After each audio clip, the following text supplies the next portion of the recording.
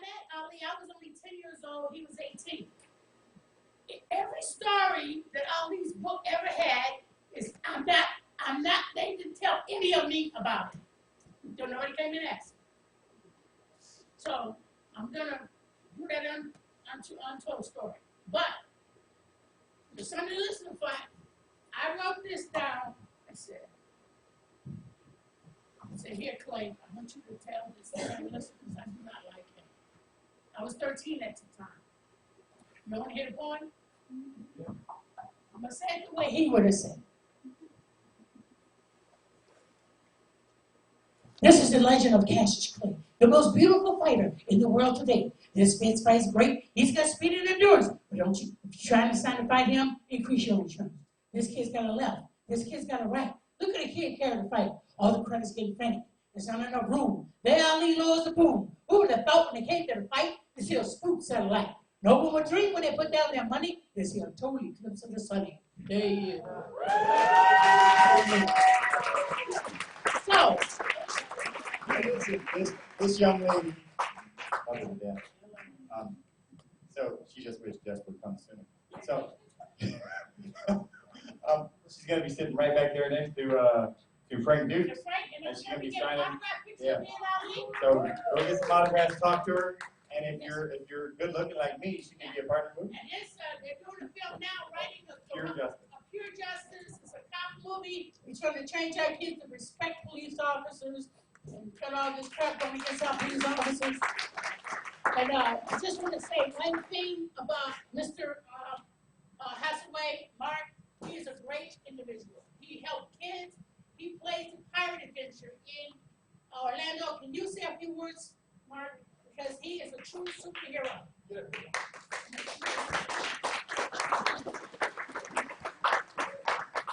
off the stage. I'm done. I'm done.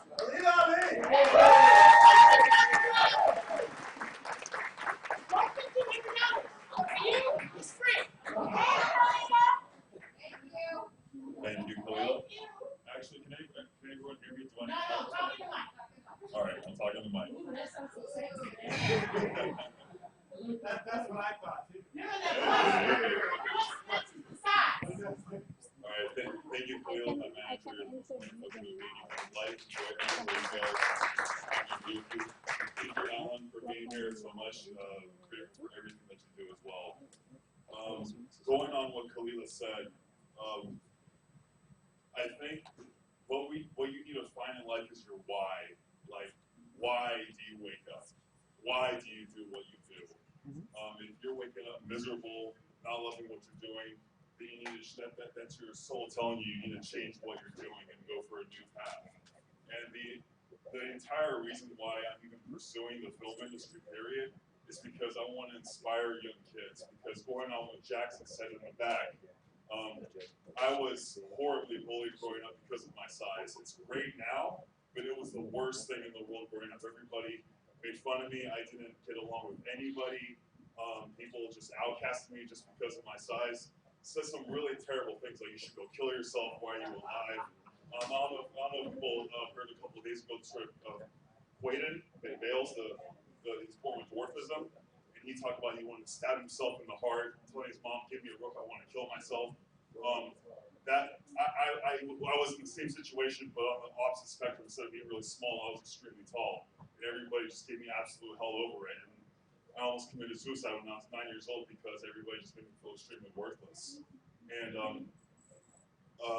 that poor self-esteem carried into my adolescence, young teenage years.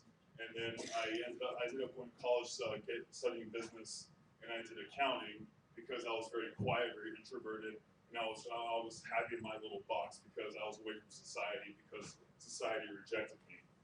And my fourth year into accounting, I was like, okay, this is extremely boring. I'm going out of my mind. And it wasn't until because I was in Orlando at the time, and people were telling me I should audition for Star Wars weekends for Chewbacca. And I was like, I don't know, but like being bored, I was like, okay, I'm gonna give it a try. 500 guys showed up. I went there, I got the part, and I'll never forget two feelings. One, seeing myself in the mirror, dressed in the outfit, being like, oh my God, this is my dream. I love Star Wars. I love Chewbacca. This is the greatest thing in the world. And then the next most important feeling was when I actually had my first meet and greet with guests. So when I went out, and there were children, adults, it didn't matter. They were crying in pure joy and happiness seeing this character Chewie. And me being that person inside of the costume, I'm the one absorbing the energy. So it was I fell in love with the process of giving and receiving positive energy. It was that moment that I knew I wanted to be in entertainment, and because I can use myself as an avenue to give joy to others. And How about the movies you made? okay. Well, it's the domino effect. So I did that, and then that led to I remember walking backstage after one of my set one days, and I was walking past the Indiana Jones stunt show, and one of the guys there go like, "Man, you'd be really good for our show because of your size." And I go like, "Okay." He introduced me to the casting director, and is Stephen Lambert here? Yeah, he's fine. Okay, but I remember going there, and I got the part, and instead of being with Chewbacca and just interacting with guests one at a time, I'm now at the Indiana Jones stunt show at Hollywood Studios and performing in front of 2,000 people. And it's the same feeling. I go there, do my show, and then I go straight to the guests. And just every guest that comes to me, they come in with me with total happiness and joy, and go like, "Man, this is so great. You did so great, and we just loved it." And I just, whatever misery people are going to, they come to the parks to get away from whatever stress they're going to.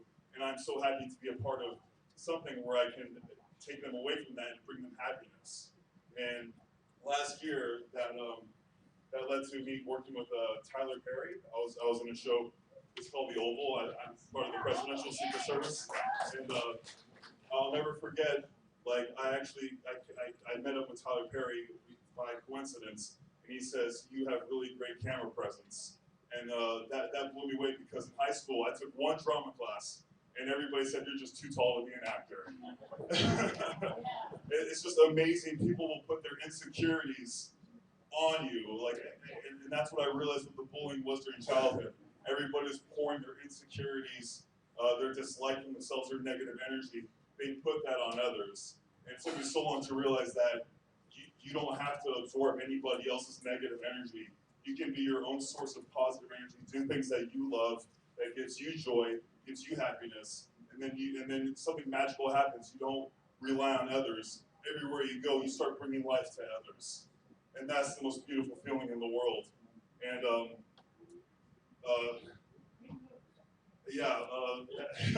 a month ago, I had the opportunity to be on a set with Dwayne Johnson and Ryan Reynolds, and it's coming out on Netflix this summer. And it's bizarre because like I was the kid who was bullied and given lots of trauma, and never thought in a million years that I'd be able to be around these certain people, and now I am. And we all inspire each other. And like during my childhood, like Bloodsport was like one of my favorite movies of all time. Like, and that's inspiration. Frank, you inspired that movie to be born. That's why you really came. I had no idea he was going to be here, so it's an honor that you're here, Frank. And I took martial arts during my childhood, and that kept me from going insane dealing with the bullies. Like, because martial arts teaches you discipline, structure, organization, and that kept me whole. So everybody in this room, actors, directors, writers, producers, you are all visionaries, and you have you have tremendous courage to be chasing after your dream.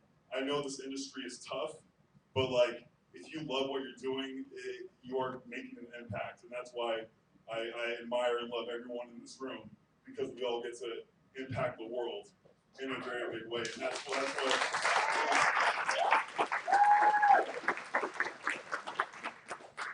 that's what we're here for. Like the Jackson, the suicide crisis with children is astronomical, and that we are here to be kind to one another ultimately, and that's one of the biggest reasons why I'm pursuing film, is because I want to be known to give life, to give choice, and give inspiration. Because I'll share a quick story. When I was working at the Indiana Jones stunt show, there was a certain celebrity that showed up. I'm not going to name him, but I remember after the show was done, meeting him with the VIP guests, and he was talking about how much he enjoyed the show. And there was this one kid who was walking down the stairway, and he was so happy because you could tell he idolized this specific celebrity who was there. And he came down and he was like, "Excuse me, I would make the world to me if you can please take a picture with me, and it would mean so much to me if you could just take a photo with me." And he turned around and he said, "Please go away." And yeah, and the kid,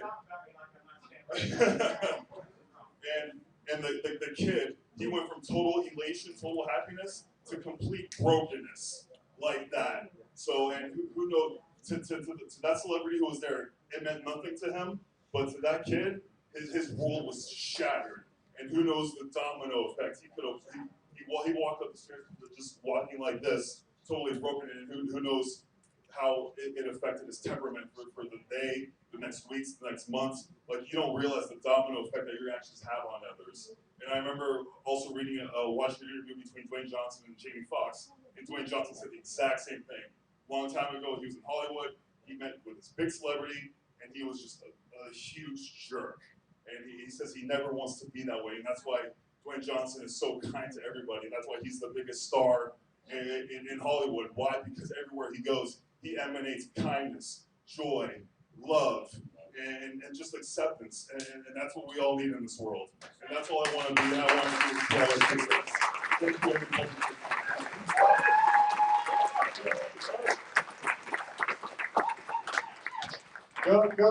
Go see Tiny and Miss Ali in the back.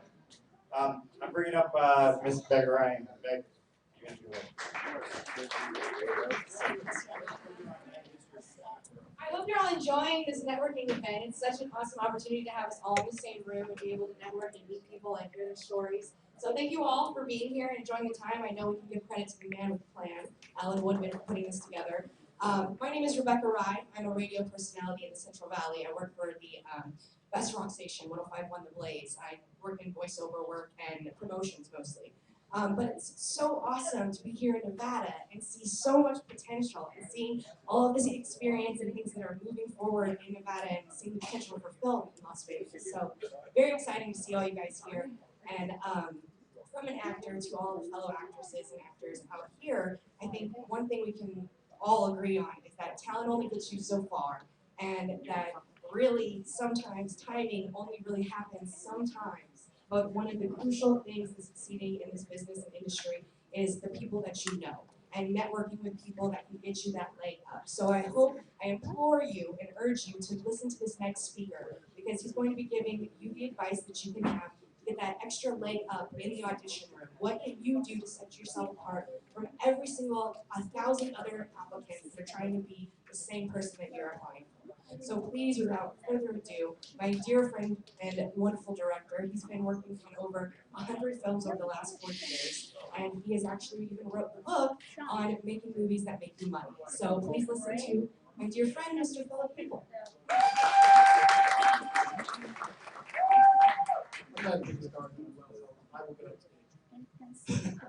Anyway, I'm going to be doing a talk about how to increase the chances of being hired. It's the same talk I've done with film, actor skills. So if you are an actor or an artist and you want to increase your chances of being hired, follow me upstairs. We're going to do the workshop. I will give you a lot of tips on how to increase your chances by at least 20%, if not more, on increasing your likelihood. So, on that note, I'm going to walk here and support that. Otherwise, it's going to be very slowly.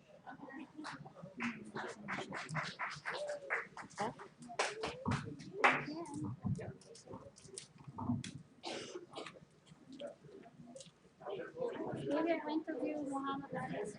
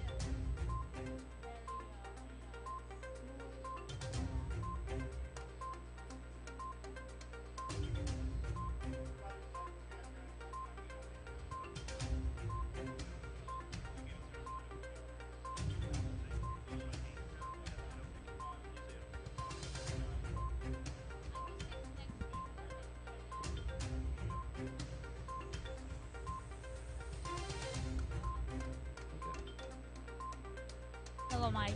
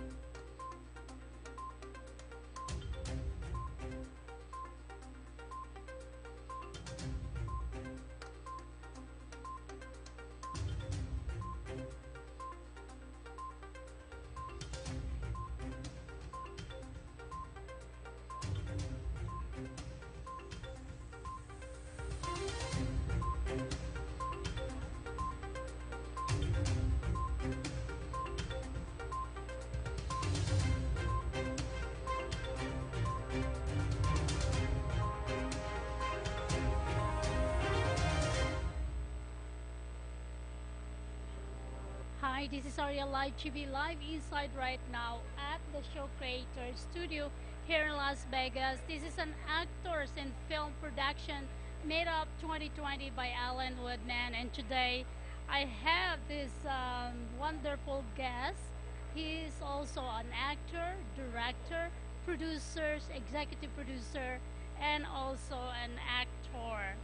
And he is also a CEO of Dream Cinema Production LLC. I want to welcome Ray. Ray, how are you today? I'm trying to read your bio because it's so much to read. So you've done so much movie, Ray. Yeah, I've been an actor since I was a child, and then I've had my film company for a while, a lot of years, maybe 20 years, 25 years, and we have a lot of films that we've done, and we just finished one right now called Night Mistress, and we have a whole slate of films coming up. And this particular film we turned into a franchise. We got a game out of the movie now that we're developing for Sony PS4, one for Steam. You know, we got a soundtrack, toys, comic books, plus the film. So a lot of stuff going on with that. Yeah. Wow, that's pretty cool. So you just finished The Night Mistress, right? With Philip Cable. And what is next to you besides that movie? Well, once we finish this process of this movie, we put into we're finishing the editing and all that. We'll put it into a distribution, and then we have a whole slate of other films to come. We have a movie, probably the sequel to this, and then we have other movies that are sci-fi adventures. And sci-fi, I love sci-fi. It's my favorite thing. So I'm the producer and the owner of Dream Cinema. Philip's the director. I hire him, and he'll direct my films. And but it's fun. I mean, maybe a sci-fi or something, you know. Yeah. We should go to my country, Philippines. So we should film something. People have told me that, yeah, that it's really pretty. You know, there's a lot of things to do there, a lot of areas to film. So maybe we'll do that. Why not? I mean, it's better to migrate yourself, not just in this area, so that you can capture the masa, you know, the whole world. Yes. Yeah. Well, I mean, making films is it's hard work. You got to have a lot of things in place, right? So you have to have not only the locations, but the people, the story. You have to have the audience got to be connected with that story, right? So this particular movie, which is about it, it's like in the 1960s style comic book, where the pages flip and there's captions, and the girl's a hero. She's a hero and superhero vigilante that fights bad guys. So she becomes all these characters. So it's really. Are you part also in the movie from time to time? Yeah, but I've always been an actor. I'm the bad guy. I'm the lead.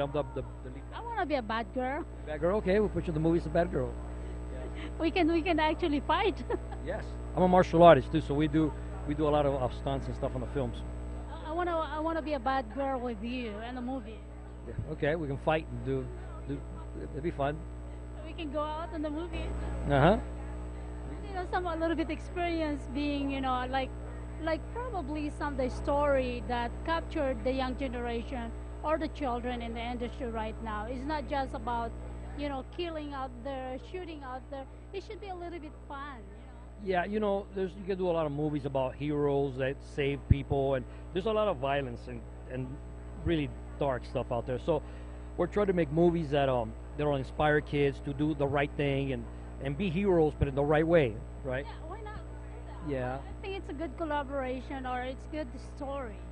yeah. I mean, you know, I mean, not all superheroes fly and jump buildings. I mean, there's superheroes and human beings that help other people. So that we're trying to do that stuff like that. So when did you start feeling that you think you want to be an actor, you want to be a writer, you want to be a producer, you want to own the television or the movie itself? I've been an actor since I was a kid. I've been on soap operas, stage on Broadway, over 100 plays. I mean, since I was a kid, I've been doing it all my life. So, and then I opened up my own film company like about 20 years ago, Dream Cinema Productions, and we've done a ton of films, and they're getting bigger and bigger. You know, I mean, we have a lot of movies out there. We have Mansion of Blood, Cotton, The Extra, Unknowns, but now we're getting into these different type of films they're getting a lot bigger and find what do you call it in they're bigger locations, bigger places, traveling more, big money. So, you know, more about human beings and humanity. That's pretty cool. Do you live here in Vegas? I live in Hollywood. Based in Hollywood, LA. So you have a place in Hollywood. What is your nationality, Ray? My family's Italian, Sicilians. Yeah. How come you're a short Italian? I seen all the Italian are so tall. Not short Italian. I'm 5'10". Not 6'8", but I'm 5'10". That's pretty good Italian. See, that's a good movie, right? Comedy, right? See? Yeah. I make you laugh. I make you aggressively answer me. I guess 5'10" is a short Italian. I don't know. I'm 5'10". That's good enough, I guess. No, you're tall for well, actually, because I seen a lot of Italian. They're like, wow, they're so tall. They're beautiful, you know. Yeah. What else are you? Do your kids also, you know, likes movies, like acting? Who's that? Who would like it? You don't have a kid? No kids. What? No, I got no kids. But my girlfriend's got a little kid. Yeah. Oh, so you never had a child? Well, is that good or bad? That's good. I mean, my films, or spend all my time with my movies and projects, developing. Yeah. So you have how many movies coming up this time? Right now we got this one that we're editing that's coming out, and now we're in the process of the slate of the new ones. But we have a slate, I mean, about 30 movies that we're going to be doing in a row. But see, we go as we go along. We only do one at a time. You know, you got to finish it. It's going to take a long time, but we'll finish 2, 3. If we do 2 movies a year, 3. You know, it takes work. It's a lot of work. It's not just boom, boom, it's done, it's beautiful. It's a lot of hard work. Yes, the editing is another world. I mean, you have not lived until you think making the movie is something. When you start editing, because when you edit, every little thing you do, if you open a doorknob, if you walk, there's sound, there's color, it's just a world. Every minute takes hours and hours and days to correct. You know what I'm thinking, Ray? I think you're gonna like this. I think we should do a kids movies, not just in a 6th grader. You know, because some of the kids have a dream. You know. My friend Christopher Atkins, you ever heard of Christopher Atkins? He was in the Blue Lagoon with Brooke Shields. He has a movie called Jumpers Reese that I want to do with him, and it's about kids. They go through they find a mine, and they find all this treasure in a mine, and it's adventure. It's like kids, you know. There's adults in it, but it's mostly like. Well, you know what I'm thinking? It's much better because you rather encourage the kids, you know, that like going through phase 1 elementary until 6th grader. And then probably talk about their teachers. How did they learn? I think that's more interesting also. Yeah, you know, children, you got to teach kids about creativity and art. And creativity moves the world. It makes innovations. It advances humanity. So you got to teach kids how to be creative and write down and draw what you see. That's what we come up with things, you know, like in the 60s, Star Trek. Look at now, we have spaceships and rockets to go to the moon and stuff, you know, but it all comes from imagination, right? Well, as you can see, this is Ray. Ray, tell me, how many more movies you've been done since you're young, and can you tell it? That I've done? I've been, oh man. Name some of the few. Maybe give me 10. I've been in I've been in Mansion of Blood, The Extra, Cotton, Unknowns. I was on Starship Troopers. I was in on Land of the Lost. I was one of the Sleep Stacks. I mean, I've been in, stuff like that. Mansion, Night Mistress, a lot. I was on Days of Our Lives. I mean, a lot of television, a lot of stage too, and a lot of Broadway plays. So yep, a lot of movies. Been doing it all my life. Wow. And you're still young, right? Yeah, I'm young. Of course I am. 42. I'm a young guy. You're still a baby. I am. Yes, I think so. Well, let's bring another. Thank you so much, Ray. Do you have a card? Leave your number to me and go ahead, write it down. So I have a lot of aspiring friends and families that actually wants to be in a movie and anything. I'm gonna bring another guest, so I'll don't go away. I'll be right back, Mr. Director. I'm gonna be bringing Alan. Maybe we can yell Alan. Alan. Alan. Alan. Let's. Okay, we'll be right back. I'm gonna be bringing Alan, the creator and one of the actor also and producer of this actor. Yeah. Oh, okay, Ray. Okay. Okay, we'll be right back. So we can do that. I like.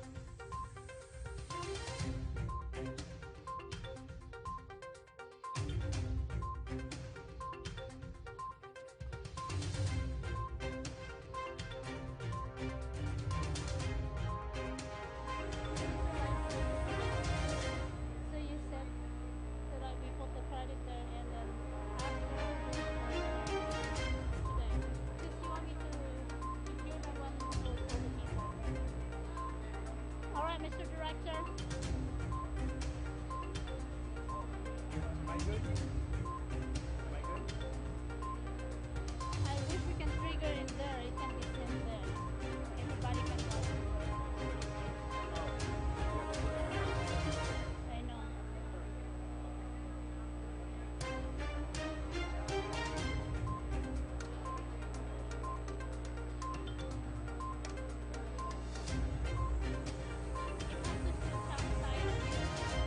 You have to do different side view. That's why I just asked. Because you're talking to them, they're talking to me. Am I good? I mean, I know I'm good looking. Am I good in the frame? I'm gonna steal his shirt. I know. Steal that shirt. I forgot to announce his name. I was like, oh, Rachel Stanley. Michaels. Just say it. Stanley. Stanley. All right, Arielle Live TV is back. This is an exciting event here today, and of course, I'm so happy that Alan Woodman put this together. That he can bring the community together, all the actors, actresses, and also the people who wants to be out there in the entertainment industry. So if you're looking to be on a movie, on a TV, on a radio, Alan can put that together.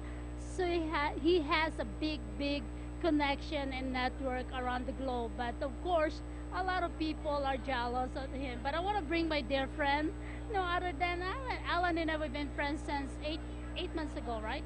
We cannot tell. We cannot tell. 8 days. Yeah, 8 minutes. Yeah. I want to welcome Alan. Hey, Alan, tell me what's going on here and why did you put this together? Well, thank you very much, Arielle. Appreciate you guys coming out, and we're having a great time here at the Meetup event 2020 here in Las Vegas, Nevada. It's been awesome, as you know. Lots of people stopping by. Frank Dukes from Blood Sports here. Jackson Crisp, ex-NFL player, motivational speaker, gave an amazing motivational speech about perseverance. Fantastic. Thank you, Jackson. Of course, we have The Tank. yeah. Mrs. Ali. Erwin Raymer from the show Tanked, and actually son Wade, I think, are also coming here today. They'll be. I know Erwin. Oh, your job today is a line producer for me. I'm just line producing. That's it. I'm a lowly peon. I'm a gopher. I get her coffee. She says 2 sugars, boy. Yes, ma'am. Directly. No, Khalida Ali, Muhammad Ali's ex-wife, and of course producer. She's making films, so she's here. I loved her speech. Everyone loves her. So fantastic. And Racer Michaels. So I did this in coordination with Dream Cinema. We're going to shoot probably 2 or 3 films this year here in Las Vegas with Dream Cinema. So that's kind of great. And we have I don't know, just a bunch of other people. I told him, he said he will be the bad guy. I said, can I be a bad girl? Yeah, you're always a bad girl. Anyway, bad girl. I wanna be a bad girl in a movie with him. I said, me and you will be. I'm a bad girl. You're a bad boy. He said, yeah, why not? So we're just having a great time. Fantastic. Right now, Philip Cable, award-winning director, is upstairs giving a workshop that's free. Carl Ciafalio, 45-year stunt veteran. He's going to be teaching a workshop later on and giving a little lecture. That's going to be awesome. I'm going to be doing a hands-on workshop with stunt fighting. And it's got so much going on today. It's just crazy, and just love all the people. I think we probably got about 80 or 90 people in the room right now. I think there's about 20 up there, so we're over 100 people. So great event, and I was happy to host it. So love having you coming. So. Well, I thank you for inviting us. LiveIsNumber.com, Arielle Live TV. I know we've been friends for such a long time, and I treated you like my big kuya. 9.5 years. I think it's over 30 years. It was when she was 2, basically. So, yeah, 10.5, but whatever. but we've been friends honestly for a really long time. So, love working with Arielle, and she has a great show. She does a great thing. So. You didn't get my card yet. No, not yet. But I'm working on it. But anyway, Alan is a dear friend of mine, and we've been friends for such a long time. He actually, invited me to the biggest event ever and meeting big celebrity in town. And today we're helping together to recognize the popularity in here. And He is a director, also producer, actor, martial art. What belt are you in now? 6th degree black belt. That's it. I don't care about ranks. Yeah, so it doesn't matter. You did a good job, though. I mean, you know, as I said, Alan has been, yeah. Stunt man, and I run the Las Vegas Stunt Academy, and that's kind of how we got it started. So the Las Vegas Stunt Academy. So we're doing good. So look, things are popping. I gotta go, but listen, you're still time because we're going till 4, so we got another. Okay. Who are you bringing right now, Mr. Producer? Right now, I think I've got to introduce Carl Ciafalio. I think so. I think Carl's coming up, and they're making some announcements here. I think we're doing auditions and screen tests today. So just got so much going on. It's a fantastic event. Love everybody coming down. I know. Thank you, Alan. Alan will be bringing me one of the big celebrity also here in town. I believe the Tank. What's his name? Erwin Raymer. General Erwin. Yep. So I'll bring him over. All right. Thank you so much. All right. Don't go away. I'm here. Alan will be bringing me another celebrity to sit down here, and don't leave. Stay tuned. Arielle Live TV. 10 seconds. Okay. All right. All right. Thank you. Bring me the. Okay. Alan is gonna be bringing me the Tank. So he's picking him up, and stay tuned. Don't leave. It's so many people that I'm gonna bring here, along with the ex-wife of Ali, Muhammad Ali. So the ex-wife of Muhammad Ali is here. I just finished interviewing Ray. So if you know Ray, Ray has many movies. They are Dream Academy.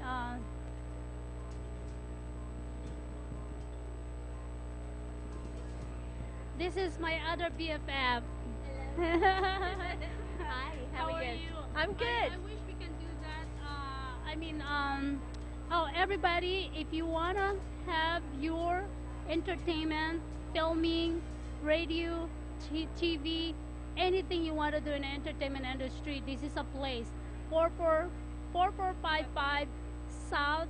Oh no, I'm sorry. 4455 West Sunset Road. Silly me. True Creative Studios is our facility.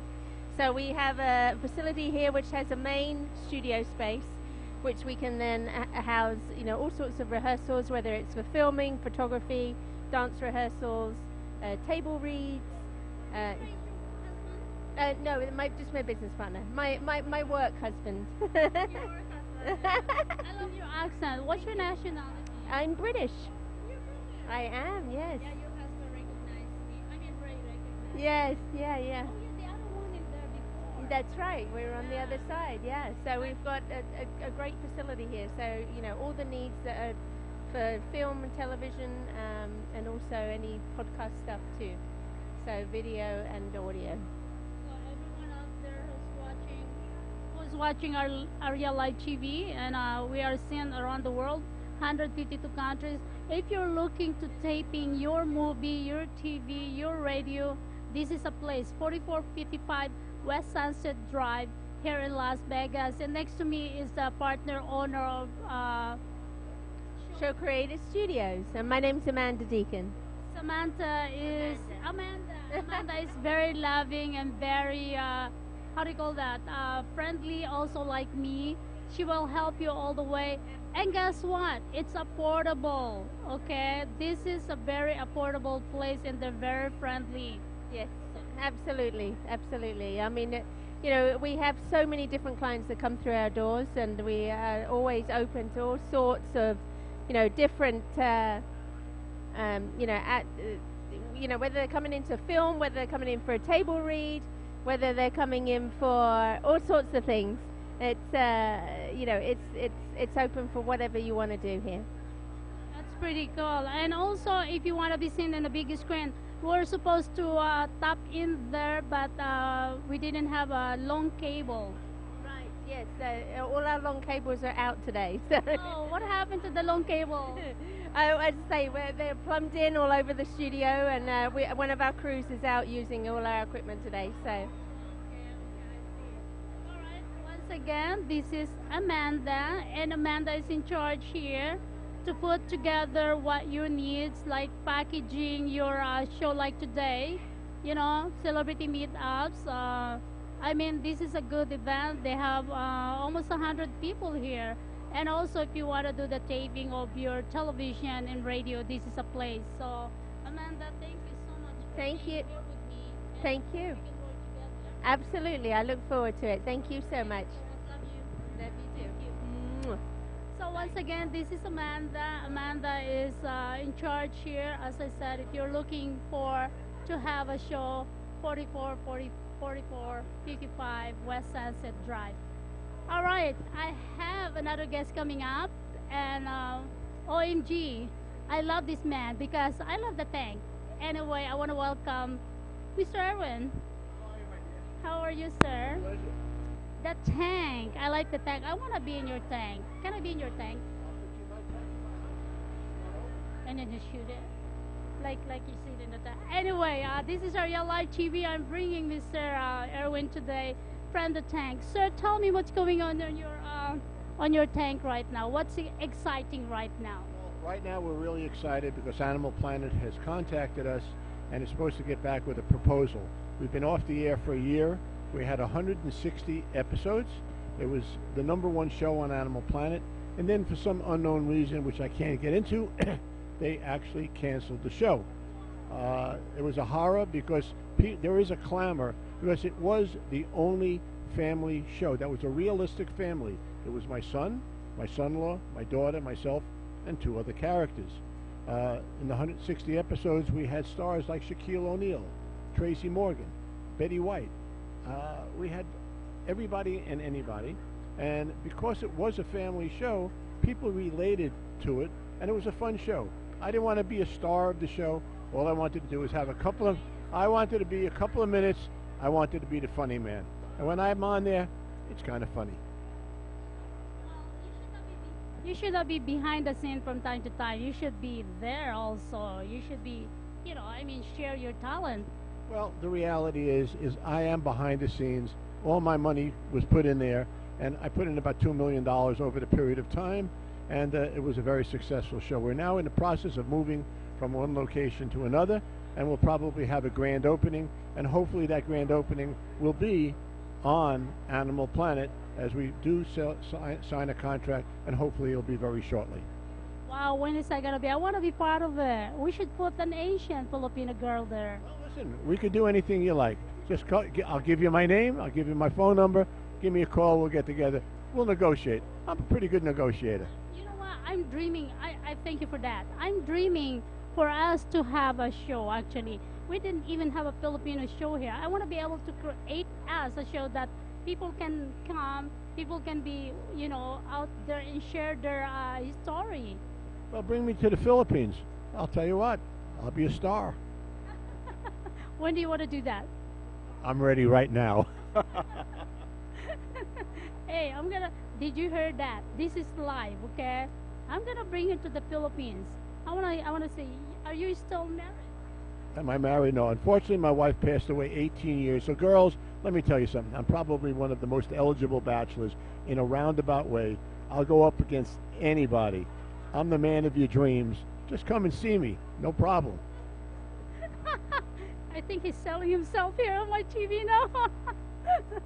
I've been a single mom for such a long time myself. My dream in life is to make a little bit about money and help my family in the Philippines. That's my dream, to help my children, to help my family. That's all my dreams, to settle them. So that's why maybe you're my angel. Maybe we can do this, maybe you can create the big shows for me, for the Filipino community or Asian community. Well, I basically fulfilled the dreams of my children. I have 4 children, 2 boys, 2 girls. They're very happy. Everything is good. 2 of them are on TV. I can only tell you, if they listen to me, they make out. And if you don't, you don't.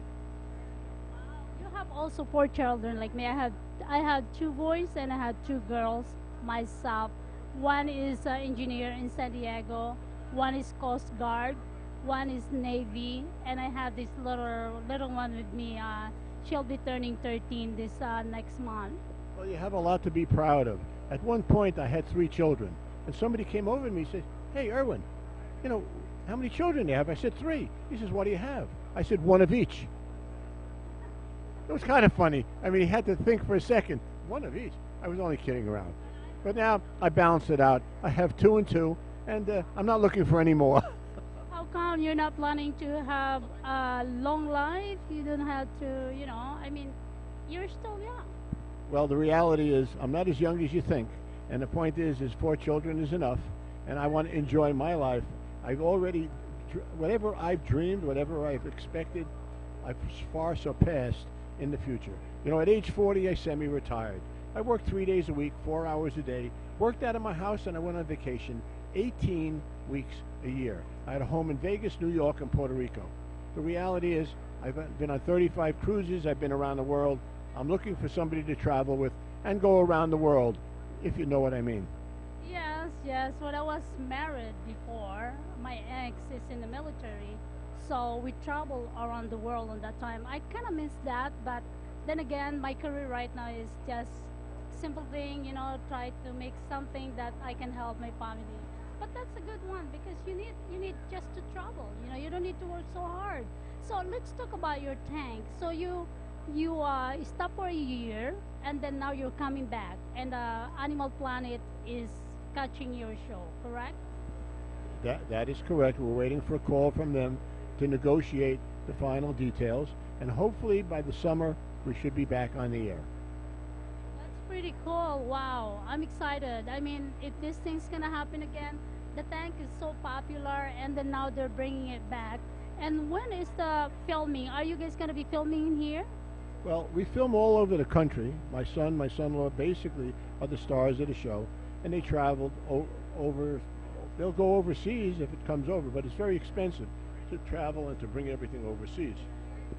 But Animal Planet is in 195 countries in 35 languages.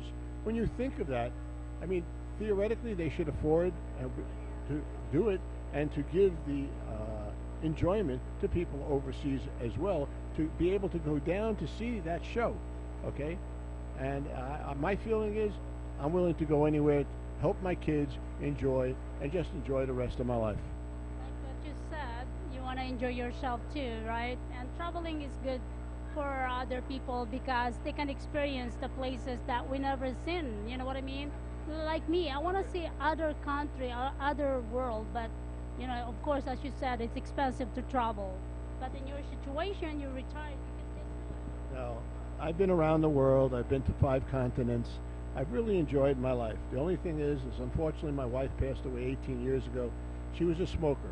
And I asked her, I said, "Are you going to give this life up for cigarettes? You have everything. Who goes on vacation?" At age 37, I was 3 years older than she was. Who goes on vacation 18 weeks a year? I haven't met one person yet that goes on vacation 18 weeks a year at age 40. I'm sure there are some, but that's the minority. But unfortunately, she didn't listen. She said I couldn't stop smoking. So anybody that's out there, if you're a smoker, listen to somebody that knows. Stop, because anything that you want to do, you can do. And I told her that, and what happened is they took her left lung out. And when they took her left lung out, she stopped cold turkey. But unfortunately, it was too late, and she died 2.5 years later. How old is she when she passed away? She was 54 years young, not old, 54 years young. And unfortunately, I've been like the person wandering through the desert, looking for that person. And unfortunately, I'm still single. Yeah, that's sad also. I'm so sorry about that. I lost my father when I was 25 years old, 26 years old, and it's sad and also I lost my sister to breast cancer. It's sad when we lose our family. But we have to accept, someone wants them to be out there already, and at least you're here and healthy and you have your 4 beautiful children. Well, life is good. I'm trying to do what I can, and I'm still helping everybody. I'd rather be in a position that I could help you than you have to help me. And thank God, my life, I've never needed anybody to help me. I like that. I'm gonna take that words from him. I'm not gonna let him go away. Well, it was a pleasure talking to you. hopefully I'll see you in the Philippines. Thank you so much, sir, and thank you for joining Arielle Live TV, a live streamer. We are actually watched 152 countries live. You can actually watch me already on your cell phone. Thank you, sir. Thank you so much. I'm gonna be bringing another guest. Once again, Mr. Irwin. That's the CEO founder of the Tank, and they're gonna have a show.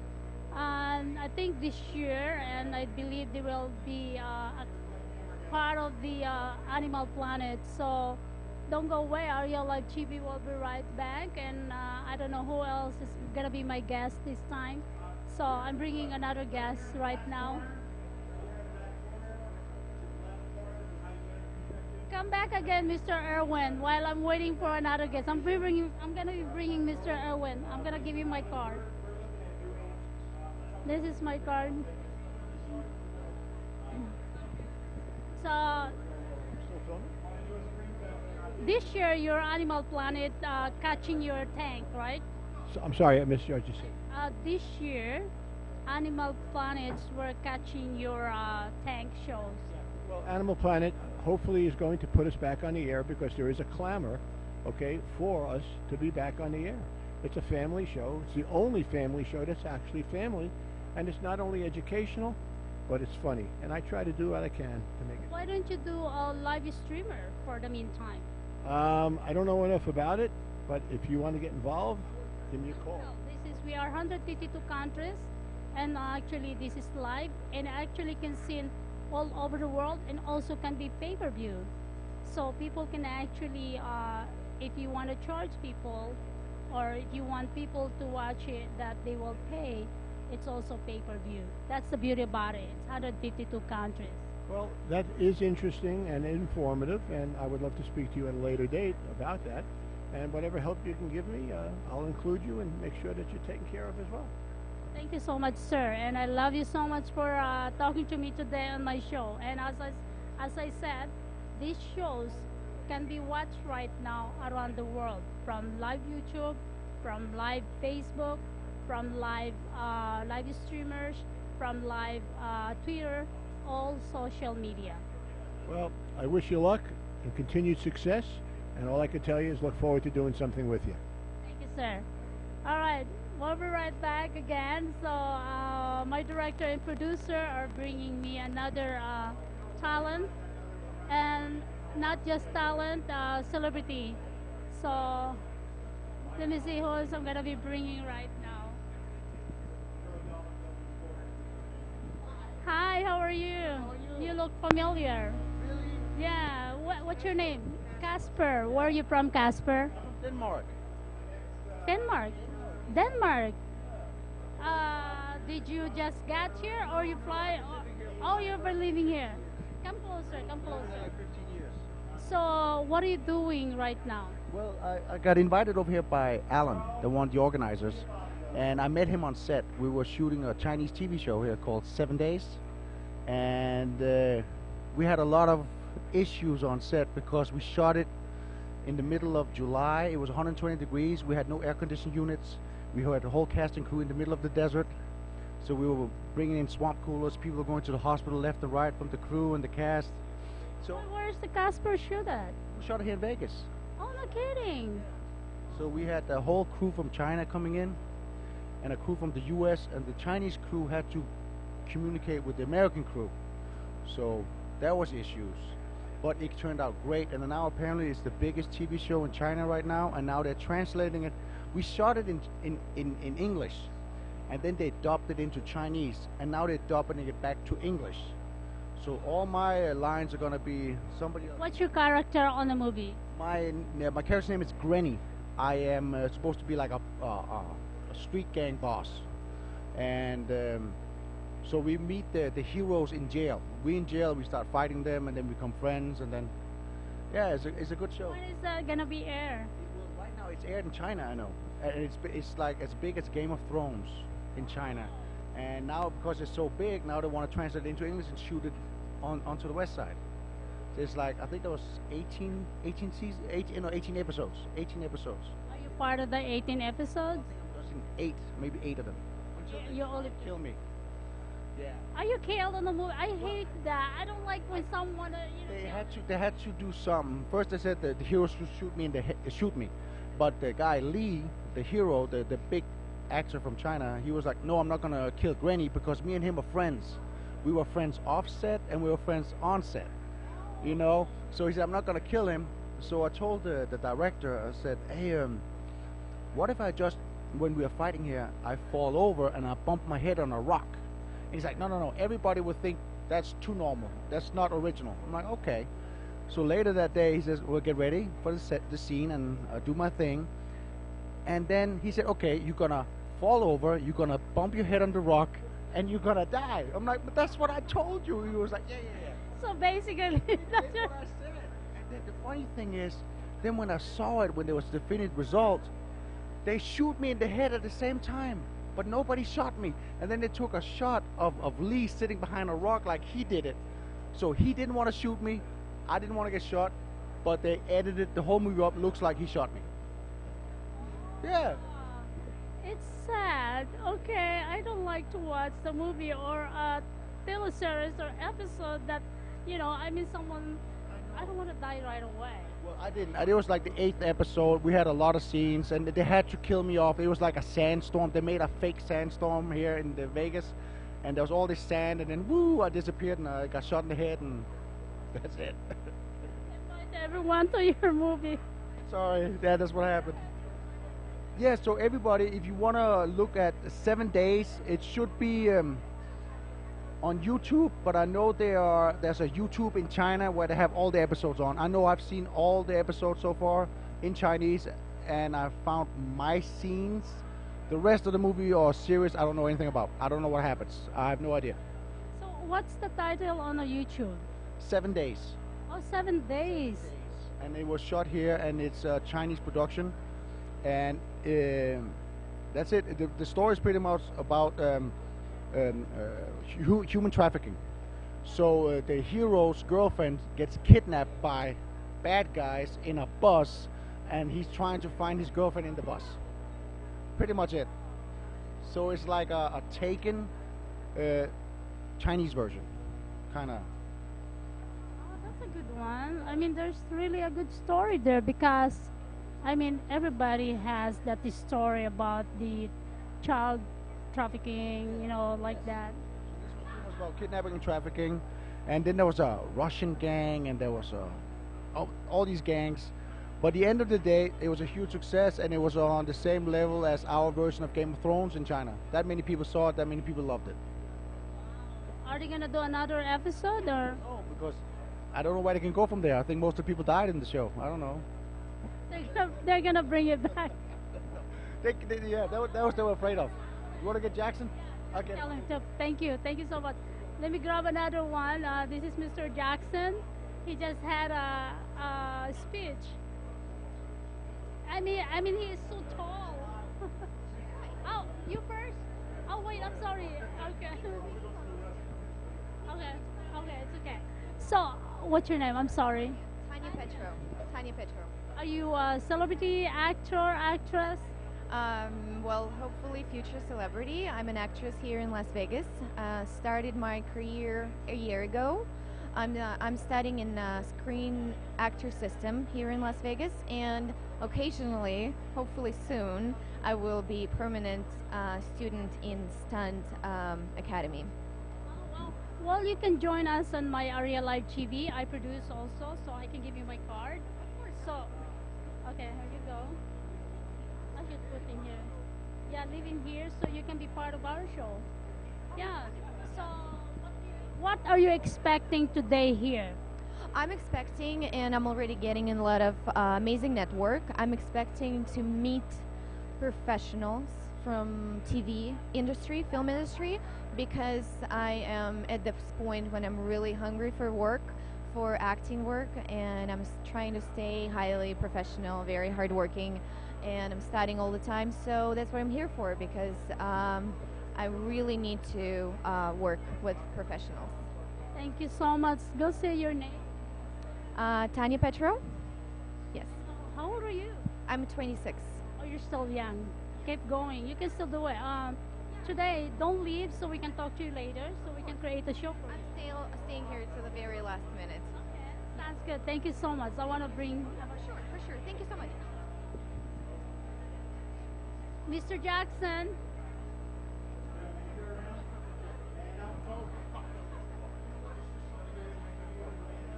You are so tall. Maybe you have to give me that half of it. And I Half of it? Yeah. I was a figure skater. Really? A figure skater and a high dive. Yeah. Anyway, Mr. I just call you. What's your first name? Jackson. Jackson, right? And you always do the traveling, doing the speaker. Speaker, right? About the last year now. Oh, you are. Okay. What is your career before that? I was a project manager and engineer, and also an inventor, and I call myself an eternal inventor and entrepreneur. So. What kind of invention did you do? There's several, everything from products to systems and processes. I just got my first one, so that's sort of cool. I've been trying for a while. Yeah, so now I do trademark stuff in my speaking, and I call myself a big jock nerd. How come you never become a professional basketball player? Well, you know, I played a little bit of professional football. Yes, but my shoulder, I had a shoulder injury and a surgery that sort of prematurely and quickly ended that. So I speak to it a lot on the stage, some of the lessons learned from it. So it was like, I call it my 15-minute claim to fame. My 15 minutes. Only 15 minutes? Only back then, yeah. Different type of fame, yeah. So how tall are you? 6'8". Yes, 6'8". Oh my God! Oh my God, 6'8". Yeah, yeah, yeah. You should be a basketball player, isn't it? Than the football. I do it for fun. Yeah, yes. Yes. Do you live here in Vegas? I do. Yeah, I've been here for about 7 months. Okay, we can connect, you know. I would love to do an interview. Or, I don't know what's, like a radio show or a podcast. I'm not sure what you do. Okay. Oh, awesome. Show us 100 Oh. to all social media around the world. This is actually time I show you. This is the beauty about Yes, this is actually the beauty about of our show. I'll show you, okay? So on our media, you can be watched live to our all social media. So, and also, we were supposed to put it there, but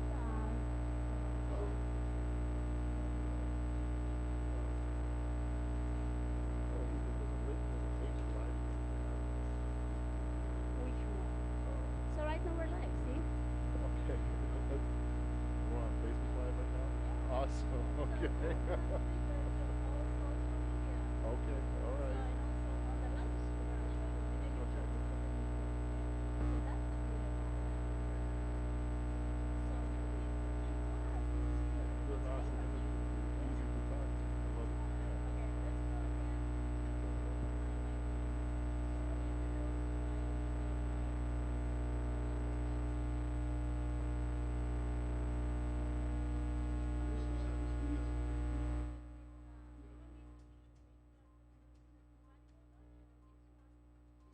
Around the world, wherever you're at. If you're at top of the mountain and you have energy connection, Yeah, it's pretty cool. awesome.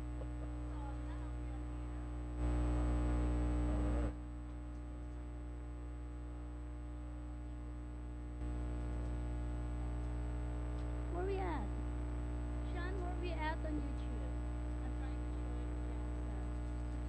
you And then now, the 152 countries, this like, I don't know where we at.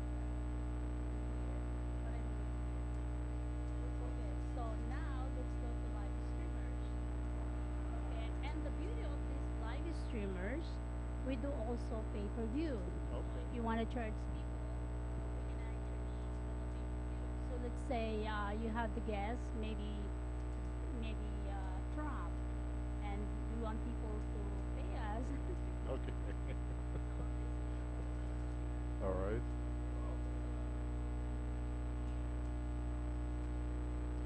Well, yeah, I'd love to come.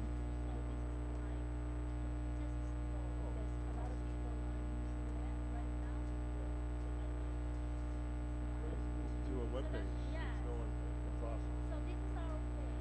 Okay, there I am right there. Yeah, this is our page. Not the best Hey, picture. you should come on my show. I will. I would Promise? love to. Yes, I will. Yeah, I'd love it. yeah, okay.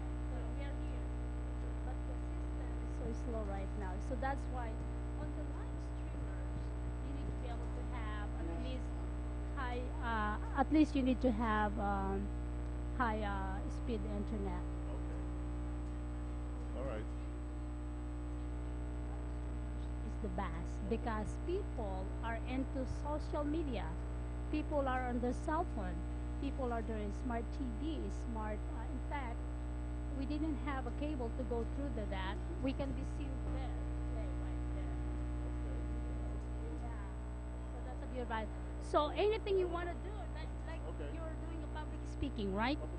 We can film it live, and it triggered to all social media around the world.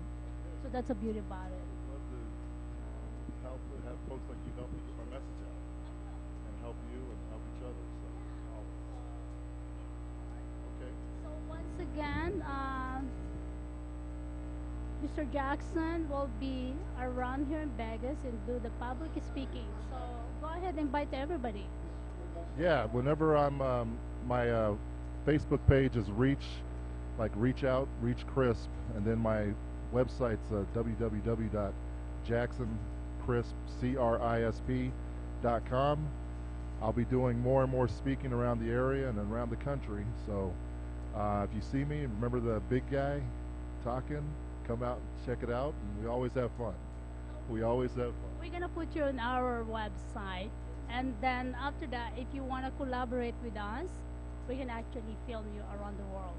So since 152 countries, and it's sent to all your social media. So it goes to your YouTube, it goes to your Facebook, it goes to anything you want it to. Twitter also. Well, I'm gonna have to learn all that. I have someone gonna help me learn all that. So. Once again, this is Chris Jackson, and thank you so much. And oh my God, he is so tall. I'm like short. Thank you so much. I want to bring another one. Oh, I just talked to her, right? No?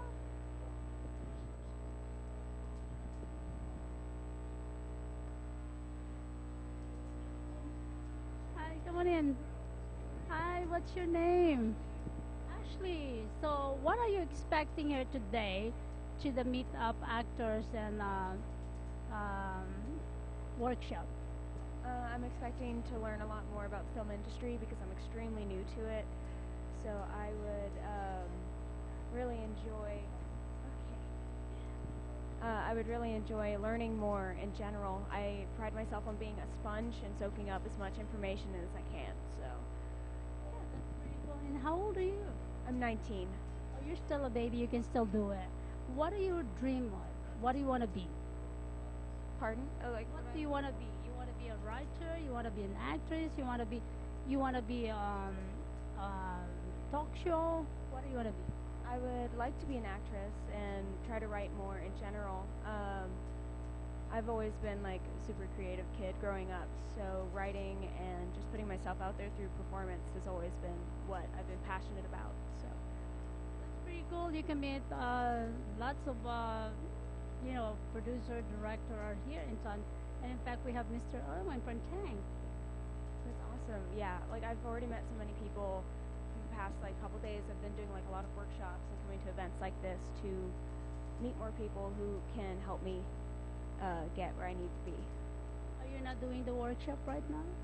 I just came out of one actually about how to get casted or hired more often, and it's very different because I come from a theater background, so it's a different tactic and way of thinking than film.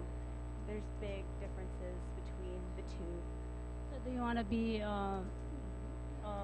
like a theater or I really enjoy theater, but I would like to get into film more, because they're like I said, they're so different.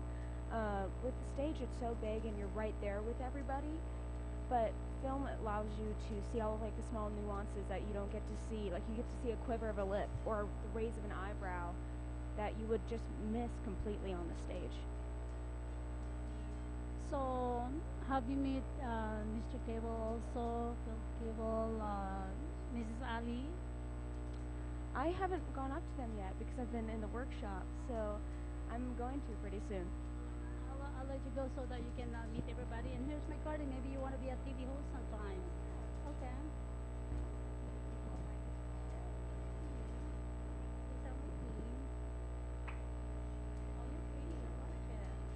Baligora, Baligora, Ashley Reneville. What is Baligora? Are they It's from Ukraine. Yeah. Yes, I'm not from Ukraine, but that's where the origin of the last name comes from. All right. Thank you, Ashley. Go ahead, walk around and meet everybody. Thank you so much. Enjoy. And more to come. And of course, stay tuned. Oh, here's another. And who is this good-looking guy here? Oh, Richie. How are you doing? Richie, come closer a little bit. Okay. So I can actually pass you the phone. So what's going on today? Tell me, Richie. Well, I'm here with a very good friend of mine, Erwin the General Raymer from the hit TV show Tanked. Very, very good friend of mine. Consider him family. Looks out for me. I'm his family now today. Oh, you're his family too? Yeah. Welcome to the club. I already adopted myself for him. So Sunday morning breakfast, 9:30? Yeah. Where? Should we put the address out over the... I don't know it by heart. I just know where it is. I can find it. We'll get you there. So you're my kuya now, right? Because you're my kuya now. You know kuya, big brother. Oh, okay. Okay, yes. So because I'm part of the tank now, Erwin tank. Now you're under my protection. Yeah, see? So I'm your little sister. There you go. I'll add you to the 3 others I already have. So you're also part of the tank? Not as directly as the general here, but I have been, I got a little FaceTime on the show a few times here and there, but mainly plumbing and installs is what I do. When we put the tanks in, we plumb the filtration systems, and pretty much anything else they decide they want me to do. Imagine that. It's, I enjoy it. I'm in the hobby. I enjoy the fish keeping. I enjoy maintaining aquariums, and it's just like a real fun niche that I found where I can work in a field that I enjoy. I heard they're gonna come back again this year from I'm hoping Mr. Ewan, Animal Planet, please bring back the tanks. Things are looking pretty good. I mean, from what I'm hearing from these gentlemen, I have really high hopes, and not just I hope for their sake, it comes through. I think the show's amazing. I mean, it's still getting great ratings. They're showing it in marathons on Animal Planet and Discovery Family. So that in and of itself should tell you there's still an audience out there for this show. So Animal Planet has a lot to gain by bringing the show back. And I really hope it happens, and I look forward to being a more, what's the word I'm looking for? I just featured on the show a little bit more than just by accident, maybe get a few speaking roles if it's not too much trouble. I'll pick you. I'll go ahead and bring you here all the time. You can be my co-host sometimes. See, and you can be speaking all over the world, and people can see. Mr. Ewan can watch you too. Look at that. Yeah, as long as they understand New York people. But you know what? Listen, we have to ask him what kind of phone he's using. Maybe he's using those little tiny. He needs to have a technology. What do you got? A flip phone, Aaron? We have to get him. We have to get him caught up in the. This. We have to get what kind of phone? We had to talk to him about that because maybe he has a century phone and now it's a technology. Yeah, well, he is a little bit of an older guy. His notepad is actually a stone tablet with a hammer and chisel. I love you, Jen. Oh, you're in trouble because this one. I was married for 20 years. I know all that. You know that we're live. There's no anything. You're in trouble. Whoopsie. How many kids do you have? I have 3. They're back east in New York. My daughter, 31, and my boys are 26, and my youngest will be 21 in July. You're still young. I'm 49. I also have a granddaughter. I'm 35 forever. There you go. I like that. 35 forever. Just celebrate the anniversary. Imagine my oldest son is 36 and I'm 35 forever. There you go. As long as he's okay with it, you know. That's awesome. That's awesome. Yeah, You are recruited now, Arielle Live TV, because now you're live around the world. God, am I famous? Do I need an agent now? Yes. You can actually call your kids and your wife to watch you right now. Oh, ex-wife, you're single too? Oh yes, yes. Well, we should do. Well, we have a producer there. We should do a single shows. Really? Like a reality show? I had to sell Mr. Erwin. Okay. Well, yeah, I'm up for that. You know. The reality show. For sale, man, for sale. Yeah, you know, I'm not doing real well on my own because I'm still single. So yeah, maybe I need a show to help me out. You know. You're pretty good. I try. You know, I'm retired NYPD. I'm used to speaking to people, interacting with people, talking in front of crowds, and I'm a bit of a character. You know. Yeah, I don't. Why don't you join me? We're filming another show. It's VegasViews.tv. It's political shows. One of the girl, she's a writer and she's a journalist, and she works with some of the community also, Denise Mirage. So we're starting the VegasViews.tv. Okay. When you say political, Political, they talk about what's going on in the Nevada. Stuff like that. Okay. Yeah. No, that's great. I don't like to involve myself too much in like the political. Yeah, it's true. Me too. Yeah. You know. But yeah, no. Well, since I'm inviting you, can I ask you something? I know this is live. So what do you think about the Republican Democrat right now? Okay. I think. What do I think about them? I'm not a fan of the Democrats, or at least the Democrats that are in the forefront of the media right now. I think they're making themselves look foolish. They look like spoiled children. This Nancy Pelosi ripping up the speech. Come on, are you 5? You know, you're like 95. You know, at your age. Republicans, I mean, they're all politicians. You know, so you have to go with what the lesser of two evils are. And at the end of the day, what counts, at least to me, are facts and numbers. And if you look at the facts and the numbers, they support the truth. And the truth is, Trump is doing a very good job. Correct, but they hated Trump since day one. Before even he entered in the office, they already hate him. They already want to impeach him, but nothing happened. You know, they wasted the money. Whose money did they use to this impeachment? Ours. Our tax money. Well, coming out of her pocket. Are you ready to become a socialism? Oh, absolutely not. I'll move. I'll go to Canada. Canada? Why Canada? Someplace warm. Yeah, oh, you're in trouble because there's so many celebrities on that time. They said, if Trump win, I'm gonna move to Canada, but they're still here. They don't want to leave. If this country became a truly socialist country, I would have no choice but to go. You know, I cannot live under those conditions, under that rule. And if you talk to anybody from a communist country, socialist country, they will tell you the same thing. You know, these so-called socialists here, they have no idea what it's all about. Okay, you're hired. You're gonna be one of the biggest views. he is hired. Anyway, we'll be right back. I want to bring our lovely. Oh my God, I've been wanting to meet this lady for my entire life. But thank you so much, and I enjoy talking to you. So thank you.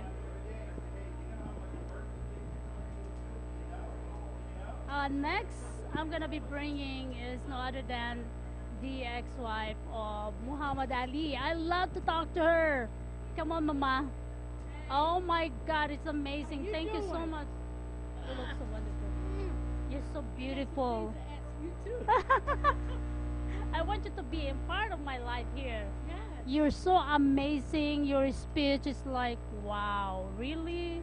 I was like, oh my God, I cannot wait. When I saw your picture, I said, Alan, I'm gonna interview that lady. It's amazing.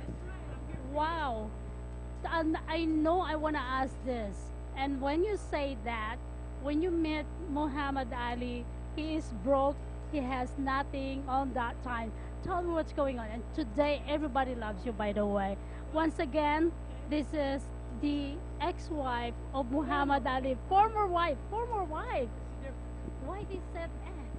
See, Tell me. what you do is when you divorce someone, and you were the good wife, and it was all good on your part, and you was loyal, then you call yourself a former wife. When you Oh. say ex-wife, that means you was the bad wife, and you left her. So ex is never good. Yeah, ex is never good.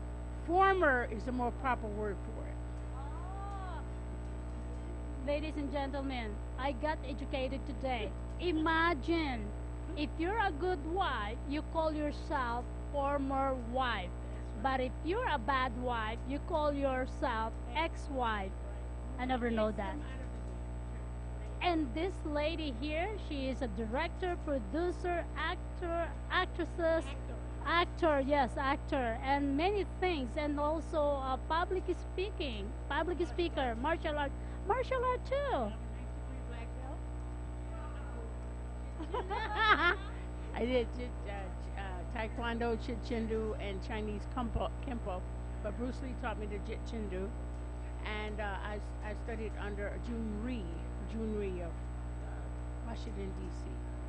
And that's how I met Bruce I want to Lee. interrupt you first. How did you maintain yourself being young, look so amazing? How did you do that? Well, I eat good foods. I eat healthy foods. I was a vegan at one time, so it's like keeping your health. But most importantly, it has a lot to do with your genes. You know, you have good genes, and you keep care of yourself. Like my mom, she's like Hawaiian. Are you Hawaiian? everybody think I was Hawaiian. Everybody think I'm Samoan. Yeah, you look like Hawaiian. Actually, your features like Hawaiian. What's your nationality? I'm mixed up. Afro-American, American Indian, Irish, German, Pakistani, mixed. Pakistani blood? Oh, no wonder. That's why probably it mixed because of that. That's why your feature like Hawaiian. We're all connected, you know, in our travels, breeding and stuff. And what I wanted to ask you, I did pay a visit to the Philippines when he was fighting Joe Frazier, and we had a squabble, and I left the island because I was. What island did you go to? Do you remember? It was Manila, Philippines. That's where he had the fight, and he introduced President Marcos to his girlfriend as his wife when I was married to him. Really? Yeah, that was really heartbroken that he did that. Yes. I want to get the real story now. Hold on a second. Stop there. How old are you, and where you at, and how did you meet Muhammad Ali? Oh, now that's going to be in chapter 25. I'm writing the life story on special month. Why did you choose chapter 25? That's my birthday. That's June 25. Are you kidding? Yeah. So what happened was I met him when I was 10 years old. He was 18 years old. And I gave him advice right then and there. You're 10, he's 18, and you give him an advice. Tell me. Well, he said that he was going to be heavyweight champion of the world before he's 21. To get your autographs now, I'm going to be famous. And I said, well, your name. And I looked at the autograph and I said, that's Cassius Marcellus Clay. That's a Roman name. And do you know what Romans did to people back then? And then you have Clay, which is a slave name. It's like dirt you mold. I said, you're not going to be famous with that name. I said, then I tore it up in front of his face. I said, until you have a name of... And you're 10 years old. And I said, until you have a name of honor, until you have a name of respect, matter of fact, until you have a Muslim name, you're not going to be famous. And I walked away. I walked away. And that mark on the forehead became real. And he's been after me ever since. No way. How many kids do you have with him? I have 4 beautiful kids, Miriam, Rashida, and Jamila, which are twin girls, and Muhammad Ibn Ali. Yeah, she's the one who's fighting, and she's so beautiful. No, not her. The one that's fighting was his girlfriend's daughter when I was married to him. Yeah, yeah. She was outside the marriage. But she come out looking like me. Yes, yeah. Well, he was thinking about me when he was with his girlfriend. I would know if I had a kid. I Wow. would know if I had a kid. And she is not my kid. No. Really? Yes. Yeah, She's not my daughter. No. Everybody mistakes her being my daughter. But she's a beautiful girl. that's what I thought also today. And you're still beautiful and young. Wow. And I loved your speaking out there. It's like, oh my God, I want to talk to her now. I want to know. I need her help. You know, I've been a single mom for more than, I got divorced 2004. Okay. But you know what? See what it is that I've had a beautiful life. I had a beautiful mother and father. I was raised well. I was trained well, how to respect and help others, being kind and everything. And even though I sacrificed myself from going to college when I married Muhammad, after I divorced him, I went back to college. Now I'm a doctor, and I'm a doctor of theology. And I went to college, and I got my master's, you know, and I got my associate's degree. And I used to become a teacher for a minute. But most importantly, I'm an activist. I help certain cases. I helped Ali survive the civil rights movement, and I help people's rights, depending on rights. And now I'm trying to help Muslim women with their turmoil that they're going through, because nobody's there to stand up and support them, because you know, they have issues that has never been brought forward. You're a Muslim. Born a Muslim. Oh, you are born in Muslim. Where are you born? Are you born here in the U.S.? Oh, Chicago. So your parents are Muslim. My mother and father, my sisters and brothers, we're all Muslims. And this is why we had to introduce the Muslim life to Muhammad and help him become an activist. He wasn't an activist before, but he is now, because I helped train him and guided him to be an activist for the people. You know what? We should put you in a show. You should have a show. Are you from here in Vegas? No, Muhammad Ali and our daughter lives in Vegas, Rashida. She married an Italian. She has two beautiful boys. And when I come to Vegas, I usually come to visit them. So you live in Chicago. When are you? Sure. Okay. She wrote a book about I've fallen and I can't get up.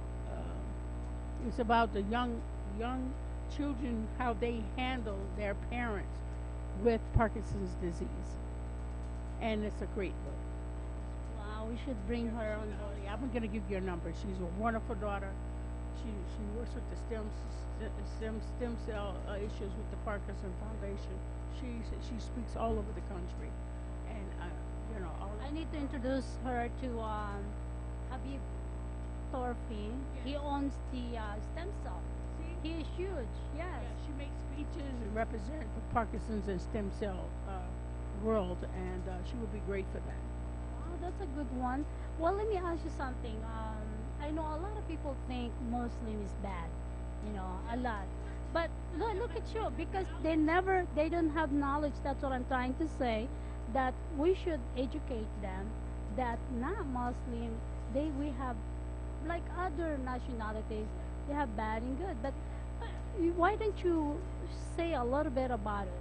Okay, what I would say is about Muslim is Islam is basically a religion, and what Islam means, it means peace.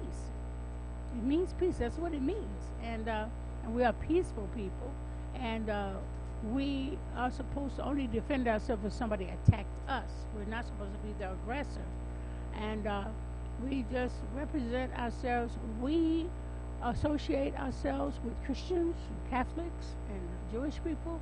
We do a whole interfaith regiment. We work with each other. We work with the Jewish people. We work with the Christian people, the Catholics, and we've been very successful doing that. People never hear that side of our lives, working with all nationalities and all religions. We're interfaith. We work with everyone, you know, and we do not hate Americans. We came here, we build America. This is the freest country in the world, and we are part of that. Now, there are issues that might target us and have been targeting us, and we have to stand up and fight for that so they can understand we are not the people who are the aggressors. Our profile is peace. So, I mean, you have a lot of people who claim to be Muslims and they're not, and they do harmful things, and then they make us be the fall guy because of it. There's no Muslim that hates. Now, you might find individual people that hate you, just like there are good Christians, but you got Christians that every day go in schools and kill people, but they don't label them Christians because So you're saying only other people who are want to be claimed as a Muslim, but those are the people who actually pretend to be. Yeah, because you have a lot of Christians who live in Muslim countries. They can read Arabic, they can speak Arabic, and everything, and they are the corporate. Some of those are the corporates that make us look bad. So everybody that lives in Arabic countries, not all Muslims, there are Christians out there, and there are people who are, if they're not Muslim, they possess to be something. One thing we must tell you: there's only 3 major religions in the world, and everything falls underneath those categories, and that's Islam, Christianity, and Muslim, and Judaism. There's only 3 religions. All the rest of them falls underneath those, and then there are the idol worshippers. No religion teaches hate. No religion teaches you to kill. No religion has been created to teach you any of that. Now, it's only the individual that will cause havoc and murderers and stuff. They don't. When you become a murderer or a person who hates, then you're taking yourself out of any religious organization. You came out of that. You pulled yourself out of a religious sector when you become a killer, a hater. Wow, ladies and gentlemen, I mean, this is amazing for Arielle Live TV has sent around the world, and it's amazing that a lot of people are thinking that Muslim is the bad guys because Muslim. Imagine also they've been saying former President Barack Obama is Muslim. I didn't know Mrs.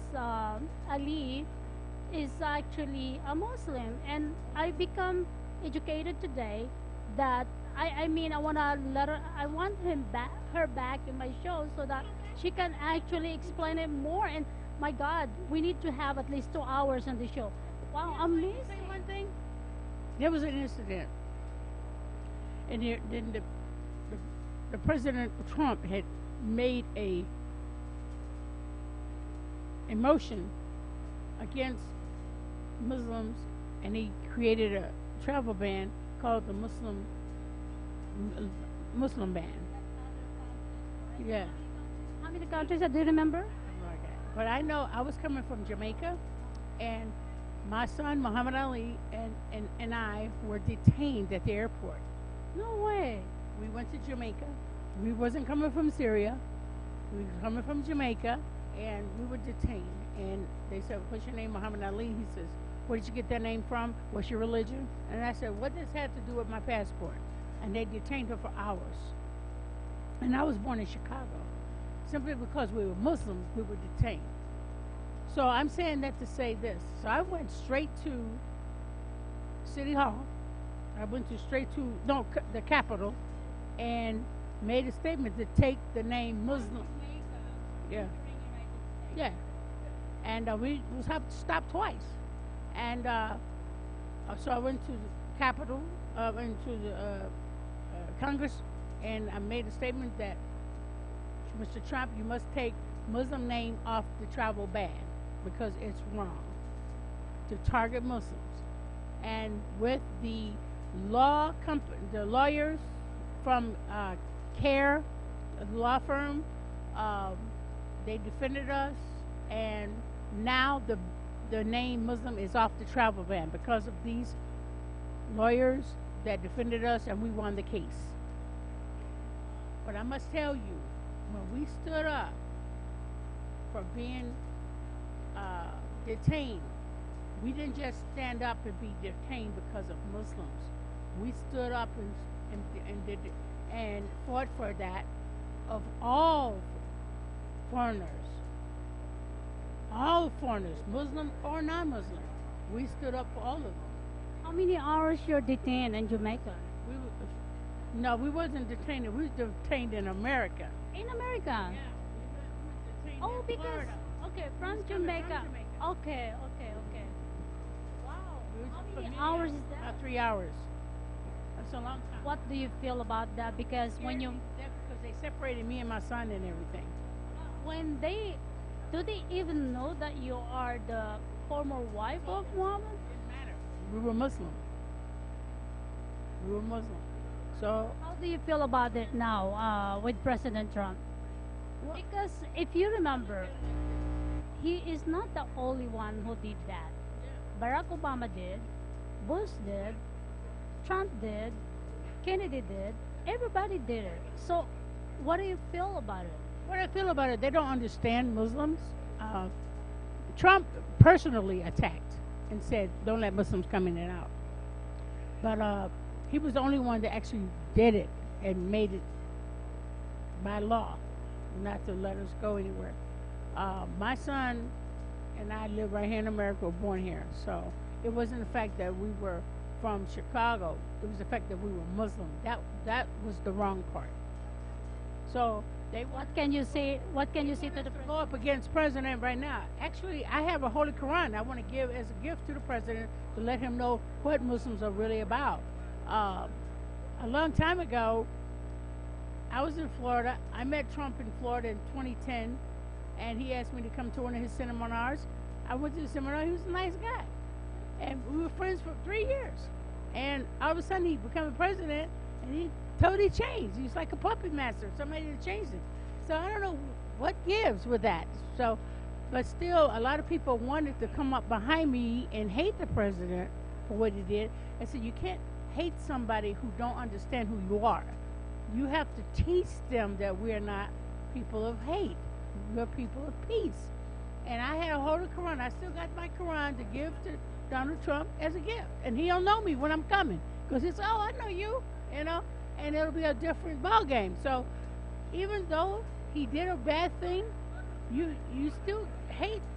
Giving hate to hate is wrong. When somebody do something hateful, you must educate them. Well, here's what I can do for us, okay? And I want this to make it happen. Every time you visit here, I want you to have a show. I want you to educate each and every one, okay? That we can actually tell them that, hey, you need to learn about Muslim.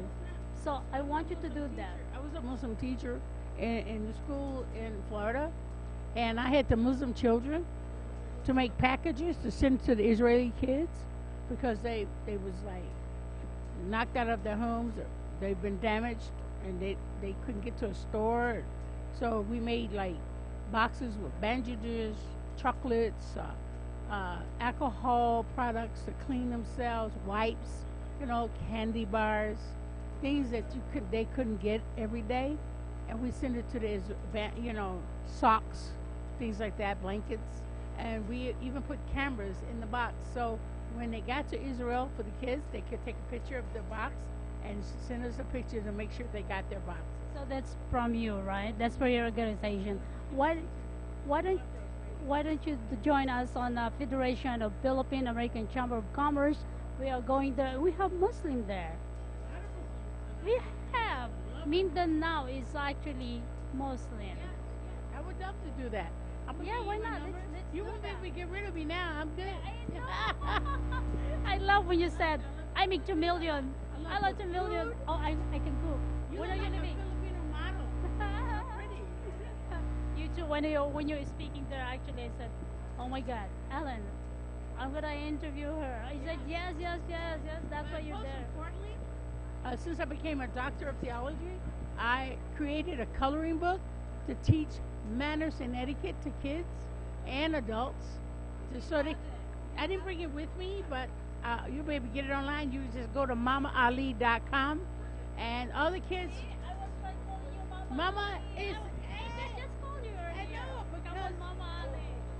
matter where I go, where I speak, Mama Ali comes out of everybody. So I said, well, it's gonna be my nickname for everybody. It's easier. I didn't ask you. I didn't ask nobody. All the time. Everybody comes up with Mama Ali. Yeah. So it has Learn Color to Learn with Mama Ali on the coloring book. It's beautiful. So we'll do it together. Yes. No, I'm serious about this. This is yeah, 152 countries, and we've seen around the world, and we can also do pay-per-view.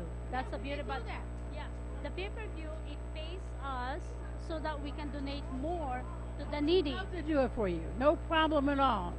I travel all over the world. I just got to coming from Islamabad, Pakistan, and I'm a pilot. So I was training. Okay, wait a minute. Now you're a doctor. Now you're a pilot. When did you learn how to fly I've been flying since I was 22 years old. No way. I love flight. You have your own airplane. No, I don't have my own plane, but I fly other people's planes. Mm-hmm. Yes, I do.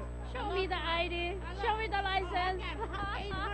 830 hours on my license. Yes. I love to fly.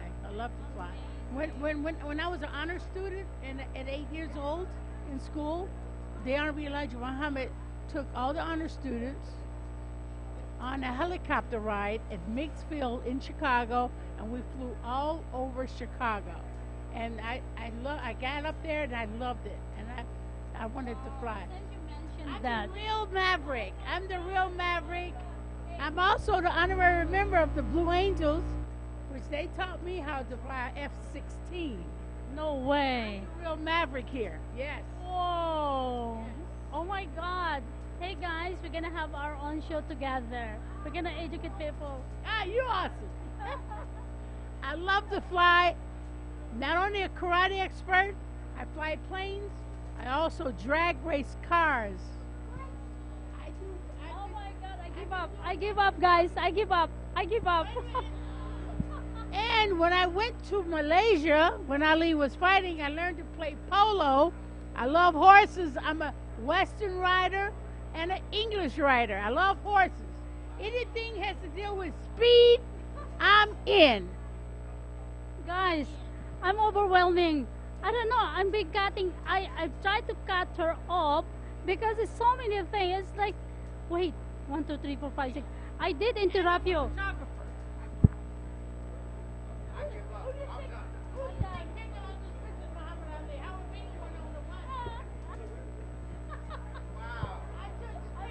I'm relaxing.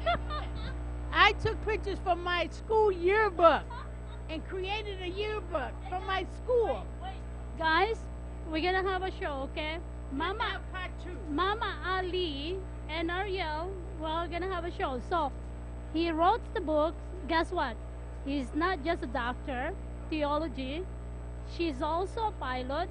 She's also a drag racer. I'm a Ford person.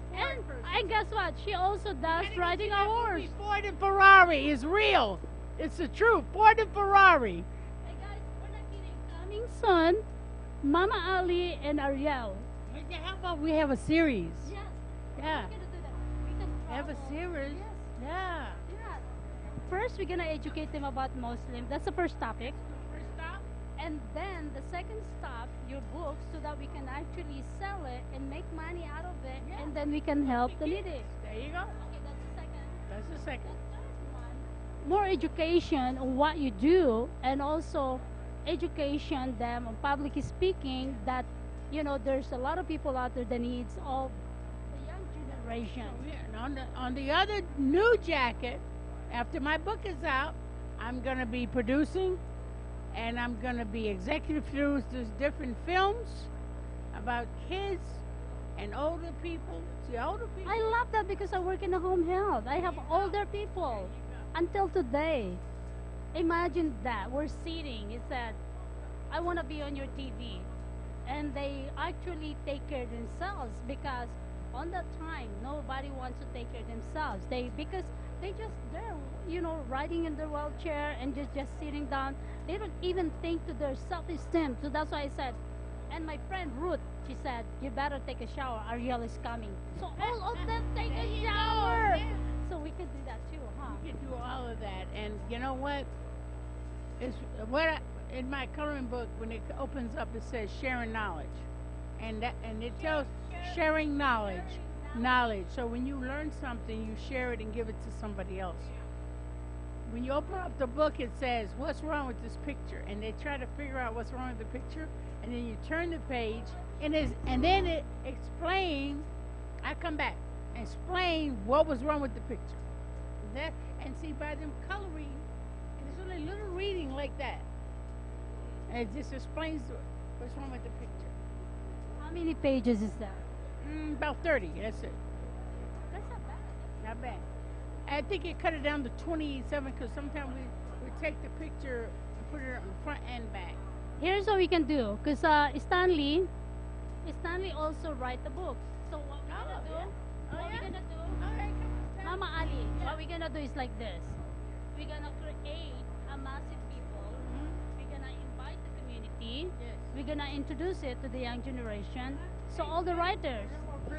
Give me love, girl. We get all these celebrities on your show. Give me a card, brother.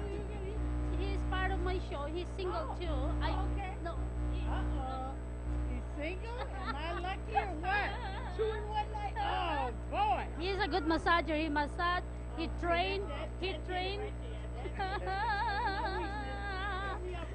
I'm gonna let you go ahead and interview him. No. What? He is part of my team. He is a dime producer. Okay, let me get up then. I'm done. You gotta sit here then, man. Live producer, don't listen or not. We got the live producer here. I don't need him anymore on my show because we've been having a show together. She told me to dress like this. If I don't dress like this, how can you represent me and be my line person if you don't dress right? Well, Bling, thank you. bling. Unbelievable. Thank you so I much. love it. Oh, the shoes. Oh, Are you snap. okay? Wonderful. Thank you ever so much. Well, we had to put him on the cover. We had to take his picture, put him on the cover of GQ magazine. You know what I'm saying? Because you are definitely gentleman's quarter. Well, thank you ever You're so much. Coming from you, oh, I am such immeasurably. The man is awesome. You look like he walked right out. Forget about the Oscars. This guy needs to be at the Oscars next year. You heard it said right here, from the one and the only. Only. Don't get it twisted. Yeah. How old are you? I'm 53. Mama Ali, but today I'll be 27. You look 27. Now that I can buy. I'll buy that for $1. Now let me tell you something secret. You know what he told me? That I like Mama Ali. Oh, that's wonderful. Oh, girl, I'm telling you, give me a hug, Mama Ali. Mama Ali is sexy, attractive, Thank magnificent, intelligent. Oh my God. She listen. And I'm a cougar. Oh, I'm already in. I'm already in. Absolutely. Absolutely. Honestly, I'm not kidding. I'm not lying. He told me that earlier. I said, "Don't worry, I'm gonna interview." Excellent. I'm telling you the truth. I said, don't worry. I'm gonna interview her. I said, and I'm gonna introduce you. That's what I'm not lying. That's what I just told her. The most attractive, most sensational icon in the room. Let's understand that. You heard it first from me. Isn't he gorgeous? And it's amazing. But you And don't she like is me. beautiful. I like him handsome now. Yeah, he told me. I said, you know what I told him? Wait, I think she's single. I'm very single. I am the queen of all singles. He's gonna be my future former husband. You heard it first. and if she reneged, I'm gonna save this video. Do I look like an idiot to you? Absolutely not. Huh? Oh yeah. This is fun. I mean, this is fun. Got to meet me, Mama Ali. It's fun and Mama. Okay. Right. Takes one. Okay. Don't go way too far. Don't go way too far. I have somebody looking for me. Who's that guy right there? What's his name? All right, Mama Ali. Mama Ali, I'm gonna bring back Mama Ali. Oh, you interview her now. Give me, huh? She's next. Okay. I'm gonna talk to you more. Wait. Okay, I'm gonna talk. Don't go away. I'm gonna come back with Mama Ali. We're gonna talk more about. With my star Sinbad, we're gonna do an interview. with Sinbad. So we're gonna have Sinbad interview. I gotta introduce you to my first movie. It is gonna be helping me with Steven Spielberg, and we're gonna bring Sinbad on. We're gonna talk about the film industry. We'll come back. Okay. Thank you so much. We'll be right back. Hi, they know I love you. Okay, I'm gonna bring the SAG-AFTRA, no other than Kim Renee from Nevada local residents here. The beautiful lady. I've been looking at your picture. How are you, Mama? Great. Thank you so much. I love the color of your hair. It's so pretty. Roscoe, I know I'm gonna color my hair like that. Anyway, this is Miss Renee.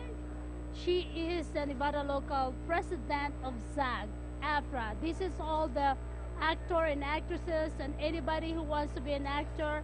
You will be the SAG when she is in charge here. You look so fabulous today. How are you today? You just come in? No, I've been here at the table over there.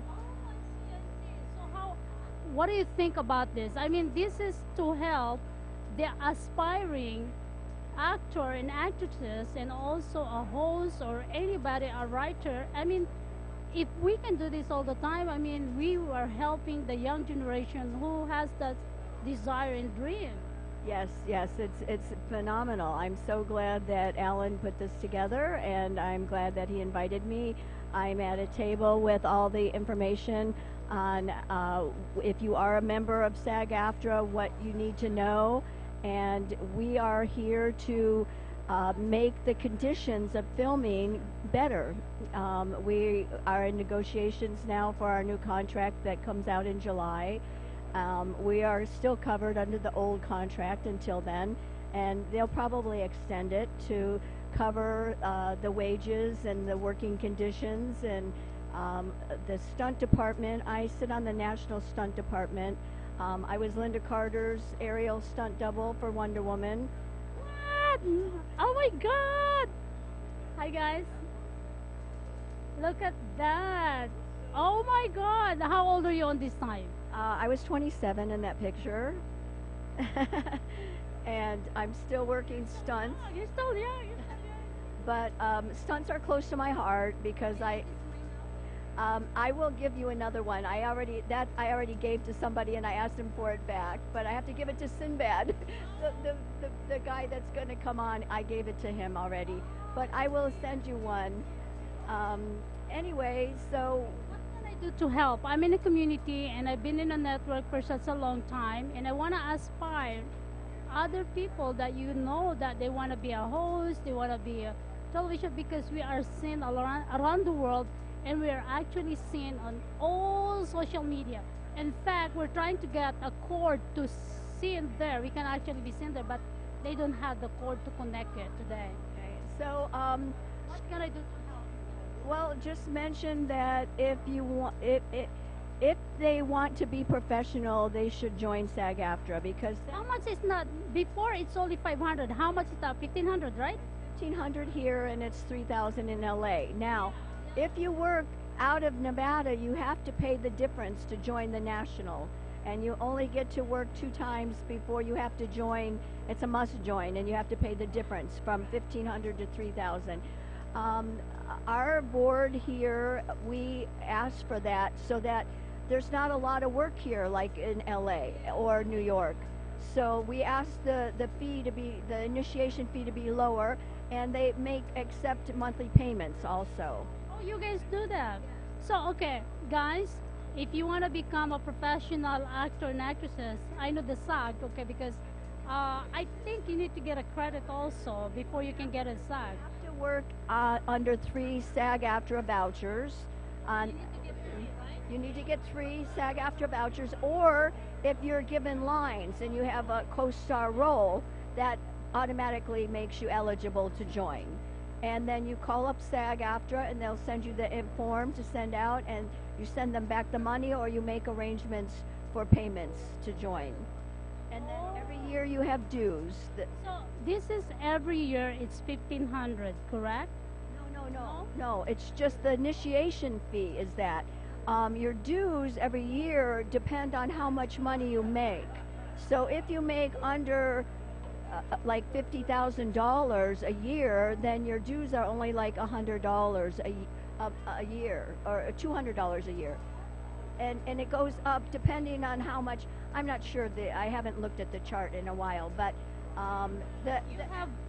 you have a website here, right? yes, we do have a website, and we have an app, a Screen Actors Guild app, that is very knowledgeable, very helpful. That's the oops, that's the Screen Actors Guild app. So if you just Google Screen Actors Guild, SAG-AFTRA, if you Google SAG-AFTRA, it will show you an app, and the app is the black app with the man.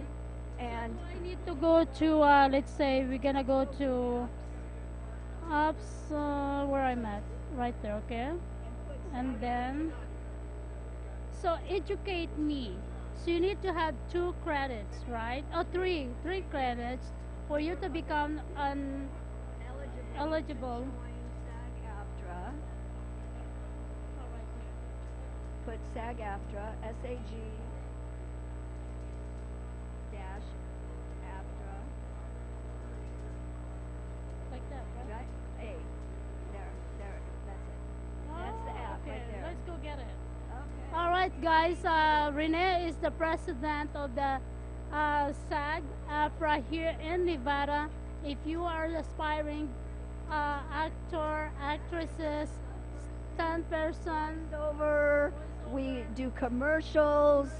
We're in everything now, and we have contracts, low budget, and every contract that they are working so hard to get their members work, that if you have a production, or if you audition for a production and they're not SAG-AFTRA, you can ask them to go check out the SAG-AFTRA contracts, that we have super ultra low budget contracts. SAG-AFTRA wants to cover all of their actors everywhere and make your life a better life. If you love this business and you're passionate about this business, you want to join SAG-AFTRA. well, because it's professional and this is legit. So that's why. But I didn't understand now if you're only earning 50,000 below, your dues is only $100?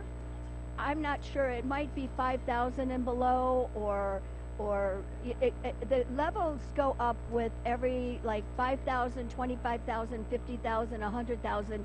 If you earn that much money, your dues annually are adjusted according to how much money you earn. I see. Okay. Well, once again, this is Miss Kim Renee, and OMG, she used to be a double stand of our Wonder Woman. Look at that. I wish I can have one, but she's gonna get me one, because this is gonna be for another guy, I guess. But thank you so much for being here with me, and I really appreciate it, because imagine we have the SAG-AFTRA here, and you guys can be educated, and you need to have 3 credits now. Before, I think before 2 or 1? 3. It's always been 3. Speaking role, right? But if you're not making money, that's me. But if you're not making money yet, but do they still have to pay? What do you mean if you're not making money? No, you can't join if you just start, unless you get 3 roles, or if you get a speaking role. It's better that you have all your knowledge before joining, that you know that you're a professional, because once you join, they don't want you to work non-union stuff. And a lot of stuff in Nevada is non-union, and I'm working toward making that union work. And if you go on an audition and you're union, you need to tell the director or the casting person, whoever's interviewing you, that that you're a member of SAG-AFTRA, and that you won't be able to do the role unless they sign a contract with SAG-AFTRA. So that's the way it is, and everywhere that is jurisdiction for SAG-AFTRA. Thank you so much. Once again, the president of the SAG-AFTRA here in Las Vegas. I want to bring more actor and actresses here as celebrities to join me at Arielle Live TV, seen around the world in all social media. Once again, thank you so much. And I'm gonna be bringing probably who will be my guest today? A loving BFF of mine. Thank you, Renee. Thank you so much. OMG. OMG. Where is? How are you, Mama? Long time no see. Come closer. Oh my God. What are you talking? You smell good. How are you? You are amazing. You're amazing too. I love you when I first met you in our studio. That's right. Remember I've been what one. studio was that? WCBM, Gin Woods. Come closer. How are you doing? I know you've been filming at the Pepper Mill, and I've been there. I'm in my 5th year there. It's going great. Absolutely fabulous. all my friends are there with you. You got Napoleon, you got Eric. Five or six guests each Tuesday. We film every Tuesday from 1 o'clock to 3 o'clock at the Pepper Mill Lounge. That's 3 hours. Yeah, it's gorgeous. It's fabulous. You're still beautiful, and so how did you keep up? You know what? The more you have to do, the more you can keep it together, and it keeps you excited, and it keeps you going, and you have the tenacity to keep moving forward. And what next can I do? Or maybe, do you do any activities, exercise? I hate to say it. I don't like to say this because I have a lot of exercise people come on my show, but I don't exercise. I don't like to exercise. Listen, I don't exercise. I don't drink water. I drink a lot of tea. So I presume the water in the tea takes care of my water. I don't know. But I personally think it's about your attitude to life and how you think about life and how you manage your life. A lot of women are very catty with other women. I'm not. I don't do that. I don't go down that. I like that. You know what I learned last night? We have this show. She's a doctor. Yeah, doctor shows. She said you had to align yourself to the people who are positive and don't get angry, don't get mad. I think that's the kind of attitude that you are in now. I've always been in that attitude. I've never had. I was married for 29 years, and I was my husband's third wife. And they said third time lucky, and I thought, well, yeah, it definitely was third time lucky.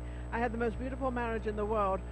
I did not want to argue. I didn't want arguments. I didn't want. I said, let's just sit down and talk about it. Or you just go somewhere, I'll go somewhere, and let's come back. You are very flawless. That's why. That's what the doctor said. I could carry her around with me everywhere I go. She's gonna come with me. Serious? No, I'm not kidding. I'm not. It is. I'm not kidding. I'm not bullshitting you. Okay? How did you stay and how did you maintain? And there's so many. You know, I mean. Well, I don't know. It's in their genes, or it's definitely how they think. And I don't want to bring politics into this, but I think how you maintain is don't be angry with other women. This friction with other women. Don't be insecure with yourself. One of my greatest things I ask all women to do. There is a place in your house which is very tranquil, and that place is normally your bedroom. So normally your bedroom. So go into your bedroom and always keep your bedroom very tranquil and very, don't bring anger into it. In other words, don't go to bed with an anger. Don't wake up with an anger. Go to bed and sort of feel good. And also, you can little prayer or whatever you want, however you want to do things, you know, it's how you do it. But also, just sit on your bed and just kind of think, or even don't think. Just kind of sit there and let it kind of go through you. Let it just sort of, you know, what am I on this earth for? What am I trying to achieve? Where am I trying to go? Forget everybody else, because in the end, it's all about you. And I don't think women, not so much men are fine, but women always seem to think that they've got to help this one, or they've got to do this, or they've got to get involved with something. You don't have to. It doesn't. You know what? That is a good one that you can actually educate people out there, especially women. That's why you stay like that. I stay very, you know, even my show, you know, I don't pre-interview anybody on my show. and they start to talk to me, and they want to like sort of. I said, no, I don't want to. I just want to know one thing, two things I need to know: your name and what name you'd like to go on as my show, Vegas Live with Neon. Don't forget. And No, I know that. Vegas Live with Neon at the Peppermill every Tuesday and go to YouTube, and don't forget to subscribe on YouTube and the whole bit. So we've got a lot. You're actually popular. I actually watch you when you interview this. Wow, you guys are Naaman. I love that woman. She's pretty cool herself. I've known you for how many years? I've known you. 6 years, 7, 8 years we've known each other. I haven't seen you around a little bit. And I understand you're trying to do your own show now, which you are doing your own show. How's it going? It's pretty cool. Actually, we're producing different types of shows, yes. And this one, it's sent around the world. And actually, we have our own network. Yeah, so you can be part of this. Yes. Listen, I want you to be part of that because you can carry our network and it's triggered to all social media. Actually, funny you should say that. I've just got a guy in marketing. His name is Steve Ruley, and he's absolutely incredible. And he's trying to do a lot of marketing. We just got on the podcast. I get all these names wrong, but I think it's podcast. I think we just got on that. We just got accepted and everything. So it's absolutely crazy. It's wonderful. So we're moving up the ladder. We're doing an awful lot of stuff. This one, because we've been friends and we like each other, and I like your friend. They want to met you, and it's like, this one you can have your own shows. Yes, and we will talk about it. Yes. I already have my own show, so we can do it.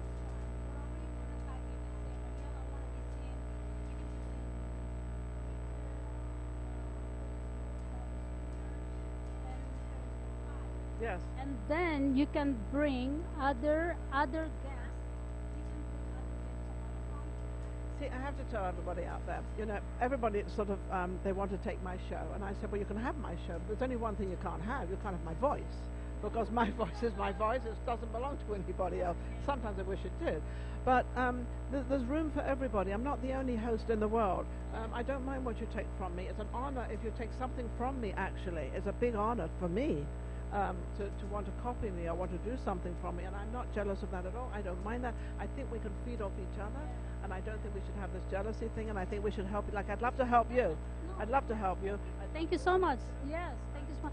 No, that's why we want to produce more shows. We just produced Dr. Joe Montana Doctor's Advice, and she actually advised on many things. So we have, and I'm producing another one, Attorneys Forum, Real Attorneys Forum, and I'm producing, no, you know what?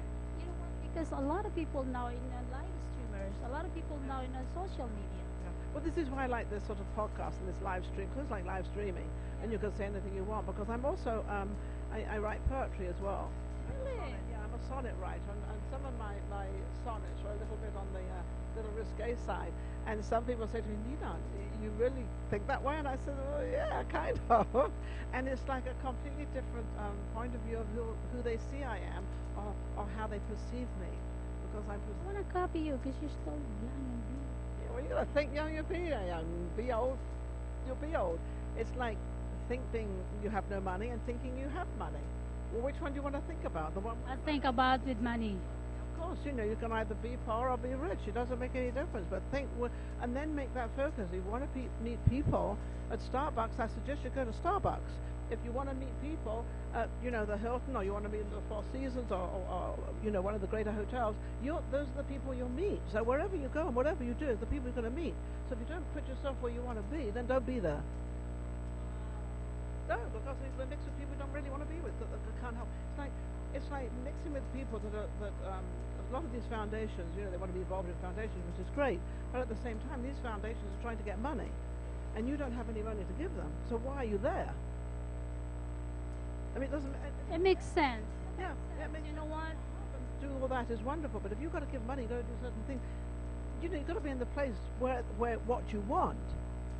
I did a show called, you don't know about this, I don't think. Not many people do.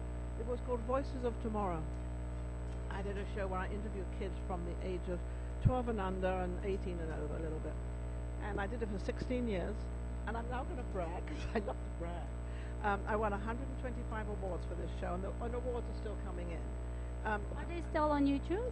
No, they were never on YouTube, and I actually had them on an educational station in Los Angeles purposely because I'm dealing with children. So when you deal with children, you've got to be a little careful how you put them out there and what you do and what you say and everything else with them. But it was a fabulous show, but it gave all these kids the opportunity to just see a little bit further than maybe their environment or what they were around, and they could actually have an opportunity to be out there and see what they're doing. And, yeah, Are you not bringing it back? I think that's a good story. Why not? Let's do that in here. I'm actually meeting another woman on Tuesday, next Tuesday, that I was involved with in San Francisco. She is now doing a foundation here in Vegas, which is these runaway children and all these different, So yeah, so I'm going to help her with that. So I might bring the show back again. I don't know. Why not? I think it's a good story. Plus, there's so many young kids in here that they need help. I don't want it to go on the internet because I don't want to get sued, because sometimes, women will sue anything they can when you're interviewing children. You know what? You can get the press release. But it's a tough thing to go into with kids because, you don't know what they're going to say or because my show is so open. So it's a very open show. Yeah, I'm very open show. So where are you going? Where are you going with your show? What do you want? What I want on the shows is actually created shows for the people who dream to be a host, to dream to be out there, like these people here. Don't dream anymore, just be out there. Yeah, there's so many out here. What I want is to really reach out to people who doesn't see other people. Absolutely, and I think actually that's a lot to do with our show. Our show has become a variety of shows, which means obviously a variety is many different things. But at the same time, we kind of interview real estate people, fitness people, but mostly in the music industry, because in the music industry and the movie industry, is that they tend to get trapped, and they can't get into a big show. They don't want to go to the smaller shows. So kind of I'm in the middle here. My show's a little bit like Johnny Carson. Johnny Carson used to do a lot of what I do, which was and still is the person that's sort of out there, and let's make something out of them. There's one Little Rourke. Little Rourke is absolutely fabulous. I had him on when he was 16. He doesn't have the greatest voice, but he has the incredible tenacity to be out there, and he's getting bigger and bigger and bigger. And I had him on, I don't know why, but I have him on kind of every Valentine's Day, plus in between. And he brought me some carnations for Valentine's Day. By the way, they're still blossoming. They haven't died yet, so that's a long relationship, they say. No way. Your flowers last and they don't die. Apparently, that's the length of the relationship. Sorry. That's the end of the relationship. But so he's one of those that is going up in the world, and I've got many of them that have written to me. And why don't you bring them back? I mean, it's recurring guests. Absolutely, that recurring guests. Call them, and I want to be part of it. I think that's so cool. So that's like what, 20 decades ago? Or? No, this is with Little Rourke. That was probably 3 years he's been on my show, and he's been on my show about 10, 12 times. So when we build him up, what are you doing now? And he's been in Japan, he's been in Colombia, he's been all over the world, this young kid. But he did it himself. He has an agent and he has a manager, but he really got out there. But that's what we do. So we do help the people and the bands that they don't get any publicity. So that's what you asked me, right? What do I want to do? The same thing what you do. There you go. Exactly what you want to happen. Yes. You want to build them up. You want, the reason I started Voices of Tomorrow was because I left home at 16. I never went to school. I left home with $5 in my pocket. I had no money. You still have an accent. Where are you from? I'm a British subject, my dear. I'm from England. I'm from Torquay, actually. It's fine. I just had a little guy here. He's just booked a movie or done something. And he said to me, you speak like the Queen. That's hats off to the Queen. Yeah, it's quite funny. But, life is definitely what you make it. Go out there. Test the waters. Go out there. Do it. Don't just talk about it. Most women talk about it. Men don't talk about it as much. Because they in my time, my younger time, were the breadwinners. They were the ones that left the home, they went out, they had to make a living to pay for the car, pay for education, pay for the food, and pay for everything. And that's what they used to do. It's not like that this day and age, but which is fine. I don't mind the change. But that's how a man thinks, whereas a woman doesn't think that way. You can have a lovely business conversation with a woman, then all of a sudden you say, well, who are you dating now? Well, what's that got to do with business? See, that is the problem. Women kind of, but there's nothing wrong in that, but it doesn't, I mean, if you want to do something, go for it.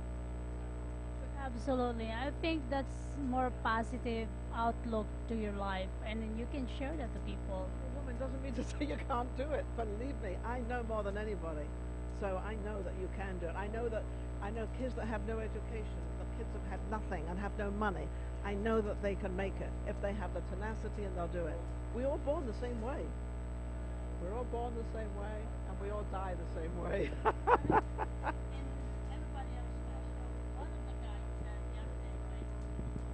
Oh, that's only for VIP. You know what I told them? I said, you're also VIP.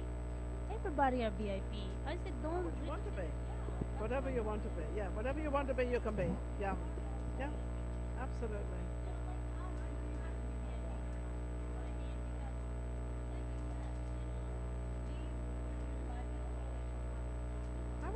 You're only here for a short while. We might think it's a long time, but we're only here for a short while. Do whatever you can in it. Put as much in it as possible. There's nothing out there you can't do. Nothing. Nothing out there you can't do. You can do anything you want. Just go ahead and do it. Find your little niche. Everybody is born with a dream, and everybody has a dream, and everybody can fulfill that dream. Hey guys, once again, this is my dear friend, and we know each other for over 6 years now, and her show is still at the Paper Mill every Tuesday from 1 o'clock to 3 o'clock. So if you want to meet this lovely lady, no other than my dear friend Ninon, until today she's still lovely, blossoming, beautiful lady. So join her at the Paper Mill. Invite everyone. Okay, now I've got something from the director back here, and what he's asking me to do. He's asking if I would do a couple of interviews. So I think we're going to. I'm going to go over to you. Take your microphone, and I'm going to interview somebody. I don't know who I'm going to interview. I'm sure you've got it all organized of who it is. This seems like an ongoing program. So I'm taking this. All right. Hold it like this, and that's this. Hold on. All right. I'm going to take a break, and my dear friend Nino will interview some of the guests here at the Actors Meet and Greet 2020 with Alan Woodman. All right. Who are you bringing? Who have we got coming on? Okay, we got a young lady coming on. I've got now. I can look at this one and this one. Yes, this one right here. You're talking about the laptop. Yes, I'm with it. I'm the one on the corner. All fingers are pointing in different directions. That's okay. I got cameras up here and cameras over there, and then I got Erwin sitting in the back there. Look, I don't know what Erwin's up to. Erwin, you're. It's Neil now, a dear friend of mine. All right, you get up, and I'm going to shuffle over. Okay. All right, let me take my handbag with me. Well, here we are, 2020. Alan Woodman, amazing guy, absolutely fabulous. He's got this 2020 vision going on, which is absolutely amazing. And now I've got this lady. I don't know. Are you going to come on, or are you not going to come on? Are you? We're waiting on you, young lady. I presume she's a young lady. It looks like she's maybe a little nervous. Come on, you sit here. You behave yourself. Are you doing it? Yes, I'm doing the interview now. I was being interviewed. I didn't know the whole thing. I don't know what happened. Well, all right. Well, who are you? This is Norma. Oh, wait a minute. So Norina David.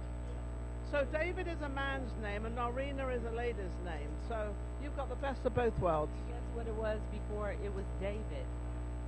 What was David? Well, this is still. Guess what it was before? What was it before David? David. Gary. Gary? It was Gary. Oh, Gary.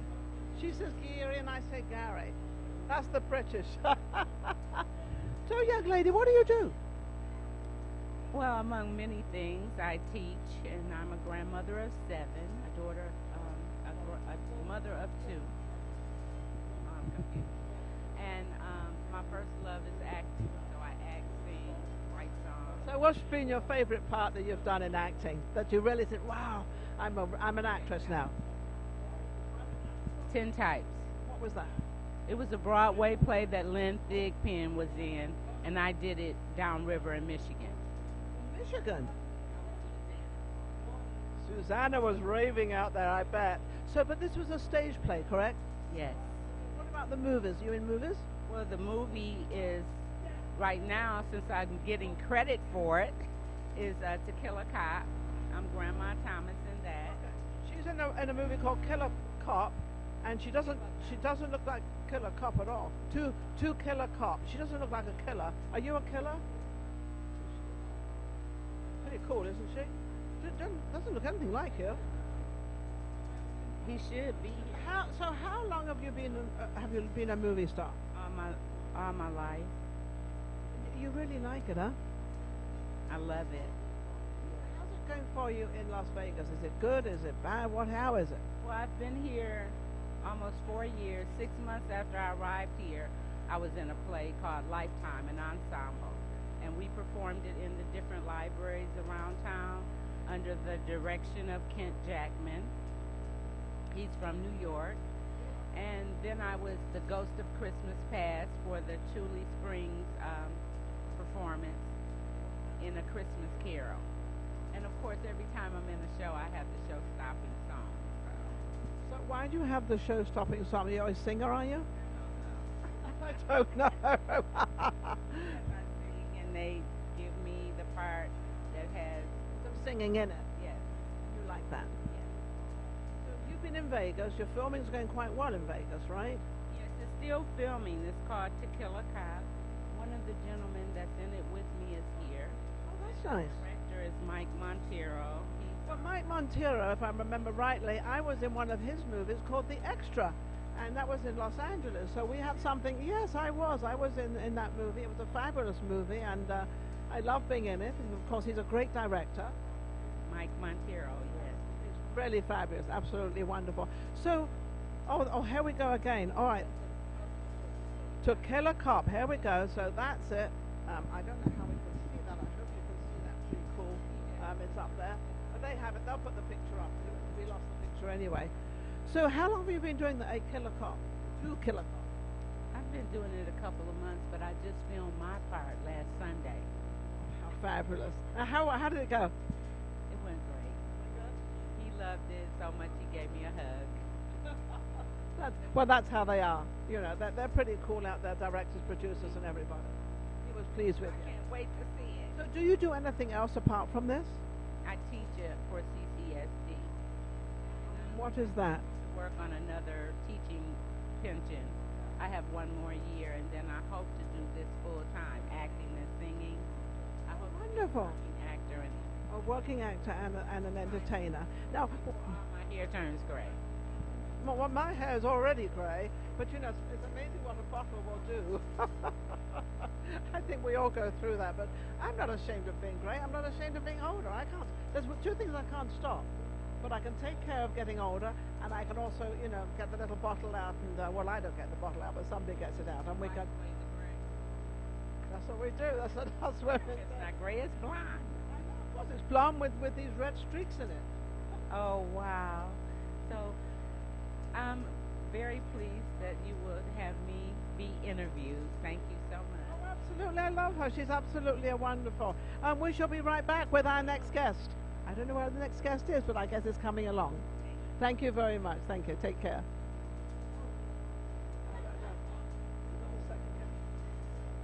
So we're sitting here, and I think this is an ongoing thing, so I think I have to keep talking. And there's another guy up here, because this is a 2020 thing. This is where all directors and producers and actors and actresses seem to be, they're all conglomerated here. Some giving parts, some getting parts, some understanding. And now we got this. Nino, you got 1 more. So come on in 1 more. That's his new name, is 1 more. Come on. 1 more has entered the scene. How are you? I'm just so darn near perfect. It's amazing. This is okay. So this is my double. All right. I'm also perfect too. I'm feeling perfect. Well, we must be. Really even more perfect because he's sitting with. Well, we're related somewhere along the way, aren't we? I think so, and if we're not, we're going to be. Oh, okay. What is your name? My name is Kenneth Chapman. Kenneth Chapman. Now, Chapman is an English name. My ancestors emigrated from, I hope I'm pronouncing it right, Yorkshire to what is now Canada. And Yorkshire is still in England. Yes, ma'am. My ancestors left there and went to Canada. They went to Canada. Is there another place in Canada called Yorkshire? Probably is. No idea, to be At least they're in Canada. Well, they did a good move. Oh, it was a very good move because a few hundred years later, my dad moved from Canada down to Massachusetts, and here I am. I love it. You know, it's so funny because I think a majority of people that come into America, they have a story. Everybody seems to have a story. And America is, you know, it's made of all the different nationalities. And I've often wondered, what is an American? What is an American? What is an American? An individual who is proud of where he or she is living and what brought them to that point. That's a lovely answer. I love that answer. That's really cool. So now what do you do? Well, I am an actor and primarily a voice actor. I've been voicing. You do voiceovers? That's correct. I've been doing that for 40 years now. Doesn't look old enough, does he? You're my favorite voice actor. See, I'm trying to get on his side, so I'm trying to say all the right. I'm retired military, so I did a lot of my voice work in the military. You know how to make a bed? I can hospital. That's what they teach you in the military. Whichever one you're in, where the shoes go, they've got to be polished, where you hang your clothes. So they're very good people to marry because they really know how to run. They really know how to run the bedroom. All right. Yeah. So. Never thought of that, did you? No. Using it. I don't think my ex-wife would agree with you on that. Oh, well, obviously she's ex. Exactly. Did you have another one?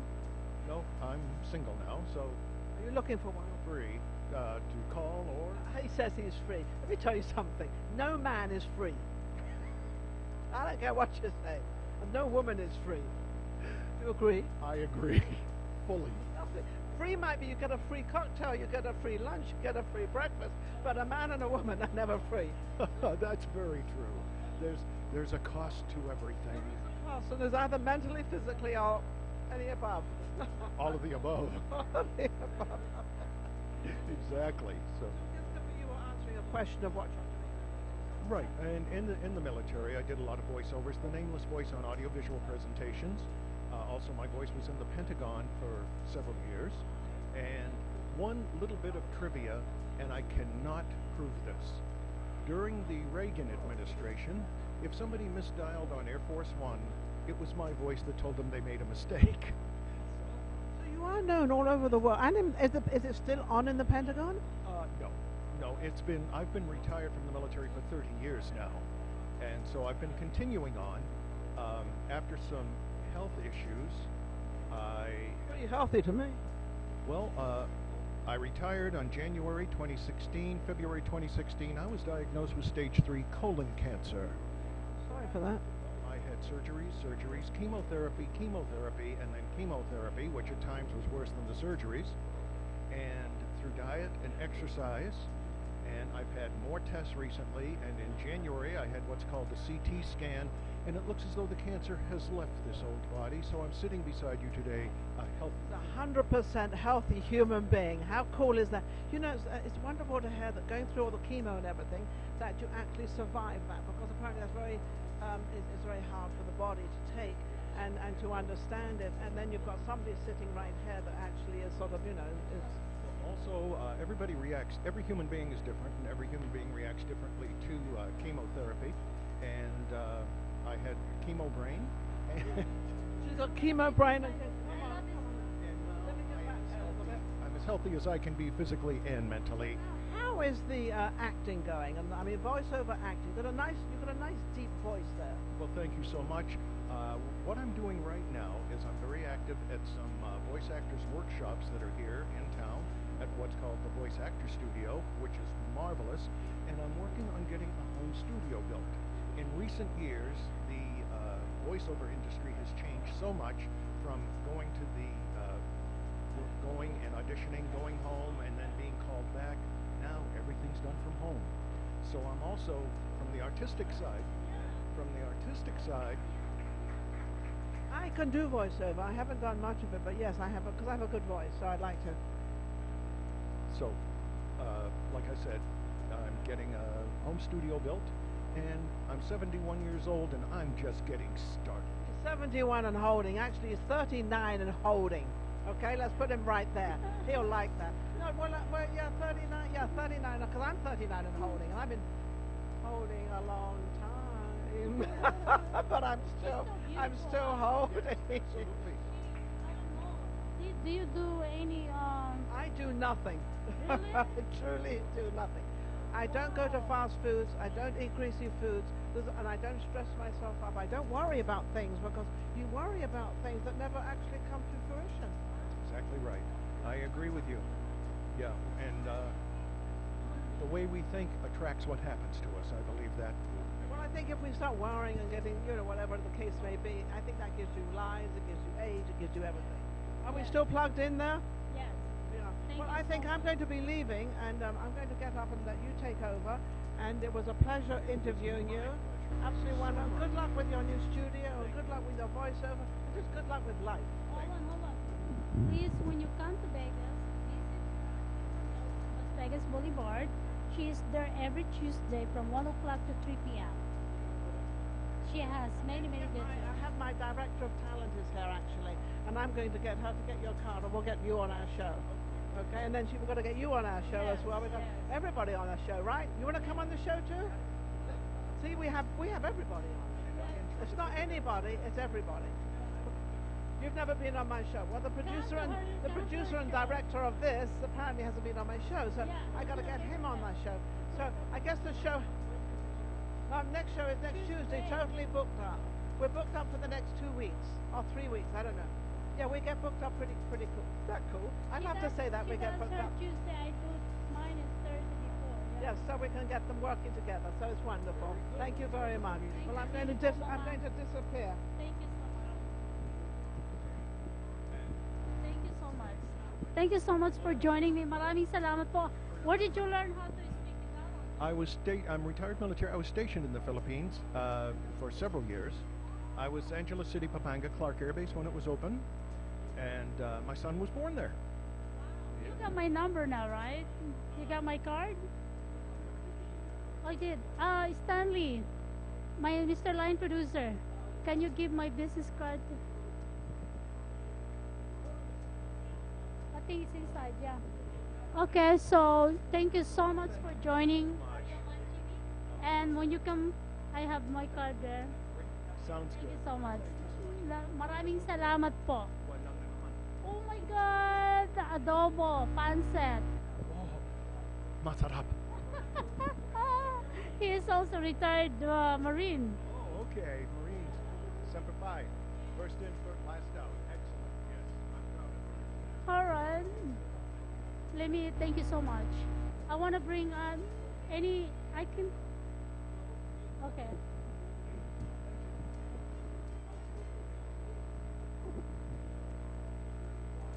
I will put you on my show. Let me talk to the. Oh my God, this is embarrassing. Okay, I was in the bathroom and this gentleman that is coming in on my show, I think see my little butt. Come on, join me. So how are you? Oh my God, you're so tall. You're so tall. You didn't see much, right? The what? You didn't see much, right? No, I was like, I saw somebody, I was like, oh, close the door. Anyway, how are you? So, you're so tall. How tall are you? 6'9". Oh my God, you're so tall. Also, come closer to me. Yes. What's your name? My name is Mark Holsaway. You're also an aspiring actor, or you done some already theater or movie or? Yeah, so I've started in stage shows. I started working at the Disney theme parks, at the Indiana Jones stunt show. That's what started. Oh yeah, I love that show. Which one? What series? Indiana Jones, right? Indiana Jones, Raiders of the Lost Ark. Yeah. What part are you in on that? I'm the big giant guy who fights Indiana Jones with like the rotating airplane. Yeah. So you're the bad guy for Indiana Jones. Ah, I need to watch that. Which one is that? Yeah, it's the Indiana Jones stunt show at Hollywood Studios. So I started there, and then last year I did some work with Tyler Perry on a show called The Oval. And about a month ago, I just did some stuff with Dwayne Johnson and Ryan Reynolds. What's the name of it? I can't say. Oh, nothing yet. Oh, okay, yeah, okay. If you look it up, you should see a movie, the most upcoming movie with Dwayne Johnson and Ryan Reynolds. So, yeah. I can Google that. Yeah. Yep. That's good. When is that gonna be showing? It's gonna be in the summer on Netflix. Oh, it's gonna be on Netflix. Okay, sounds good. Well, you can keep that secret for now. And then I give you my card and you call me, Arielle, go on Netflix. There you go. I got you covered. So what are you in there? Are you the bad guys or?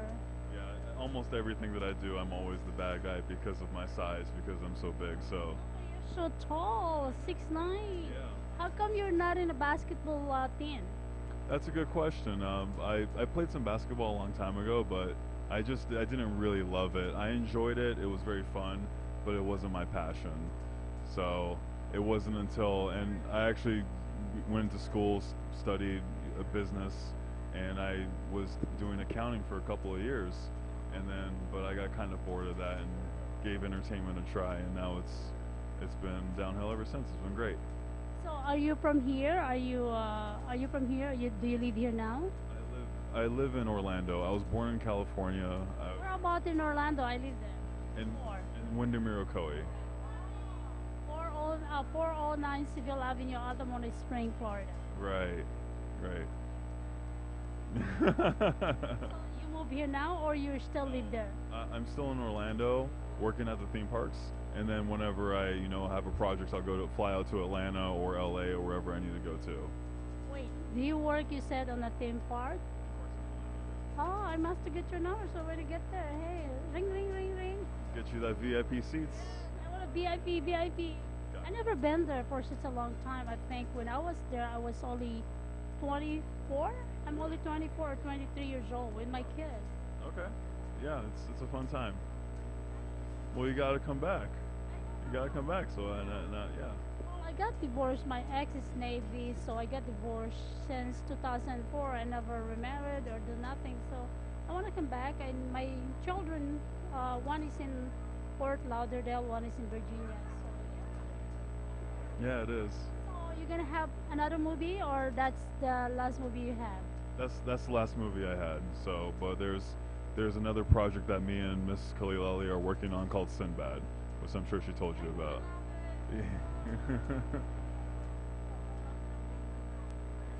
Yeah.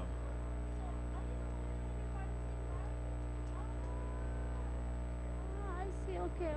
Because she said, I'm gonna bring the guy from Sinbad. So you're the one she's talking about. So when is that gonna be filmed? It's gonna be Morocco, parts of Africa are gonna be like the main location for it. What are you on that movie? I'm Sinbad. Sinbad is a bad guy, isn't it? He's a good guy. Tell me the story. I know Sinbad.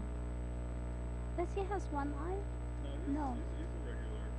He has regular 2 eyes. Which one I'm talking about? With the other eye in the middle. I'm not sure, but the story of Sinbad, it's set in like the same time period as like Aladdin. Middle Eastern, Mediterranean style, and Sinbad he's a superhero, but he's trying to fight for like world peace.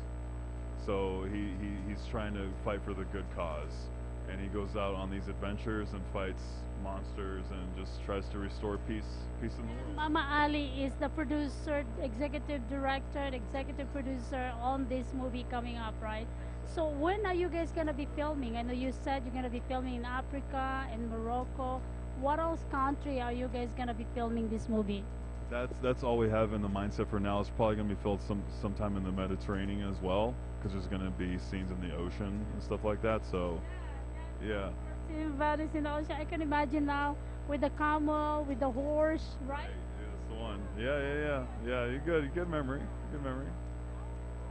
Is this a revival or is this a revival or yeah, What do you mean?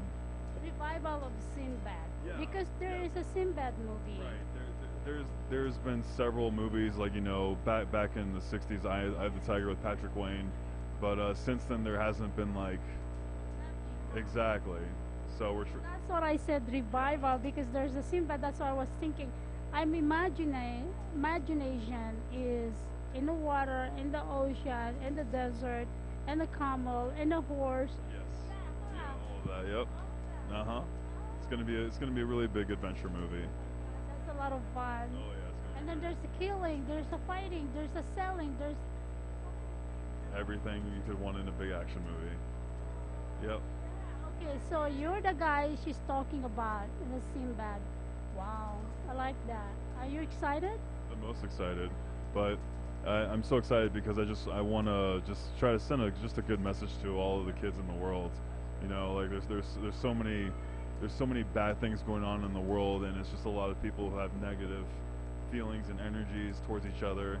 And I just want to just share a good message of just kindness. It's been a message for thousands of years, but people have forgotten about it. Can you say a word? Say what?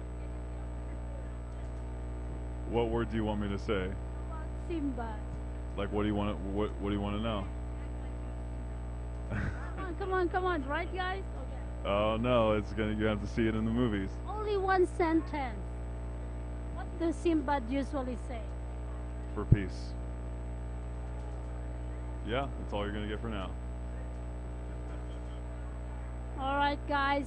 A movie that produced and direct and executive producer, no other than Mrs. Mama Ali. Well, actually, she is Miss now. I call her Mama Ali. I didn't know that everybody call her Mama Ali. I didn't know that. Yeah, she's Mama Ali. Yes. I think she is very enthusiastic. She is very giver. The way she talks, she has a big heart and she wants to educate people. Oh my God, she wear a lot of hats. She is a pilot. She's a doctor. She is a horse rider. She is a drag racer. Many things. What else? She's all those things and then more. She's an incredible spirit too. Like everywhere she goes, she just brings life and energy and just joy, and that's what I love so much about her, is that she's just an incredibly good person. Oh, you're still young, huh? Do you have a family now? A what? Do you have a family now? A family? Yeah, I have a mom and a dad. What about your wife, your girlfriend? No. Why? No kids. You're not ready to have a relationship. No, I'm focusing on what I'm trying to do, which is to try to just help the world and try to I'm focusing on just trying to spread joy in life and just to help out kids, because like growing up, I was really bullied. You know, a lot of kids made. Why are you bullied? You're so tall, you're handsome, you're good looking. What kind of bullying? Well, like, it's great now, but when I was a kid, it was the worst thing. Like, being really tall the way I was, I just stood out, but kids didn't see it as a good thing. They projected a lot of their insecurities and a lot of their bad energies about themselves, and they put it on me. How old are you? 30. Oh, you're still young. My oldest son is 36. Okay. Yeah. And I know that there's a crisis going on in the world right now with kids killing themselves, and of being bullied, and it's not acceptable, and we gotta set examples as adults to just be kind to one another and just to lift each other up and encourage each other, because you never know, like the kid that was bullied who killed himself, maybe that kid could have been grown up and he could have cured cancer. You know, like. Absolutely, you're touching me. How do you feel about it when you were bullied? How did you overcome it, and what did you do, and how did you grow up this way? No, that's a good question. Just growing up, it was terrible because everybody put their insecurities on me, and like just the way I got out of it was I stopped trying to please everyone else, and I started just doing the things that I enjoy, whether it's exercising or reading books or walking my dogs, you know, just doing things that give me joy. And once I started just realizing that I'm worthy, I'm enough, looking at myself in the mirror and saying that you are worthy enough for everything, that's what changed it all. And now everywhere I go, I try to shine that light to everybody else and just be like, hey, we're here to help each other. We're not here to bring each other down, because we're all in this world together. You know what I mean? So it doesn't make sense to tear each other down. I'm glad you overcome that. In the Philippines, when I was young, I didn't know that I was bullied on that time, and until today, I was not thinking about it. It's just I'm a fighter. I don't let people, you know, attack me or whatsoever. I don't care whatever they say, and I ignore it. So I guess you did the same thing. Exactly, and that's what you got to do. You can't. It's just trying not to please others so much, and that was my biggest problem. Is I tried making everyone happy, and I was sacrificing my own happiness. No, you didn't sacrifice. Look at you now. Look at him now. Yes, he is bullied on that time, but if you see him now, a successful man, and here he is, he can actually teach and actually educate the young generation that if they have the dream, follow through, right? Yes, whatever your dream is, just follow it 1,000%. Like, your dream is your dream, it's nobody else's. And nobody has the right to tell you what you deserve in life. You know, if you feel like you want something, then just go after it. Go after it, forget. You're going to have a lot of doubters, a lot of naysayers, but that's their own insecurities, that's their own doubts on themselves that they're trying to stop you from reaching your dreams. Yeah. That's awesome. I mean, thank you so much. Why don't you invite your people? The what? Why don't you invite the people? Invite who? Yes. Oh, okay. All right. Well, all right. Thank you so much, and thank you. Gonna be out there now. Watch out for him. He's gonna be a Sinbad. I was thinking about the Sinbad. Thank you so much, and I hope you didn't see my back. No, not at all. I was like, oh, close the door. Thank you. I'll see you. Good luck. Thank you. All right. Once again, he's gonna be Sinbad, and wait. He said take a picture. Okay, hold on. Come closer. He said take a picture. Since you're so tall.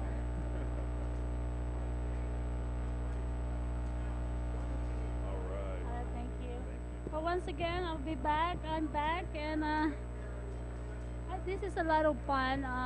And there's so many people out here. Basically, we have from director, producer, actor, actresses, and I got to see my dear friend Ninon. And she's still beautiful until today. And she has a show every Tuesday at the Paper Mill from 1 o'clock to 3 p.m. every Tuesday. So if you want to join, but I think I heard it said it's fully booked. So, I mean, you have to get an advance appointment with her. And I'm going to be bringing, guys. I'm going to bring him, the blue one. The blue one.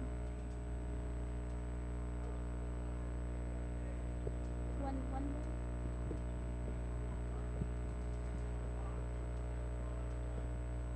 I'm gonna be bringing a new friend of mine here.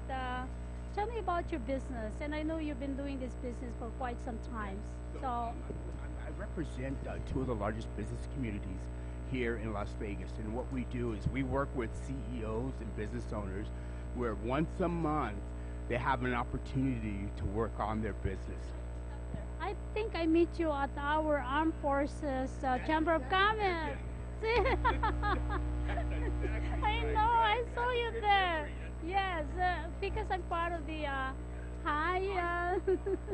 anyway, yes, I'm part of the Andrea Hands. Yeah, that's how I meet you. The first meeting, of course. I remember. I said, I know you from somewhere. Yeah. So tell me about that. How do you help the CEO? Why the CEO?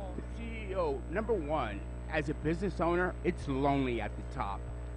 When you're having problems running your business, you can't talk to your employees, and you can't take it home to your wife. And so what we find are our CEOs and business owners in general, 15% of what they do and what they know is their trade, right? The other 85% of what they do is running a business. So when you talk about HR, accounting, hiring, a business owner basically has to put out a lot of fires during the day and never gets the opportunity to work on their business. Oh, okay. So you guys are actually educating them, or you guys charge them if they want, yeah, consulting. Yes, that's a good one. But the most interesting part of what we do is, you know how a large corporation has a board of directors?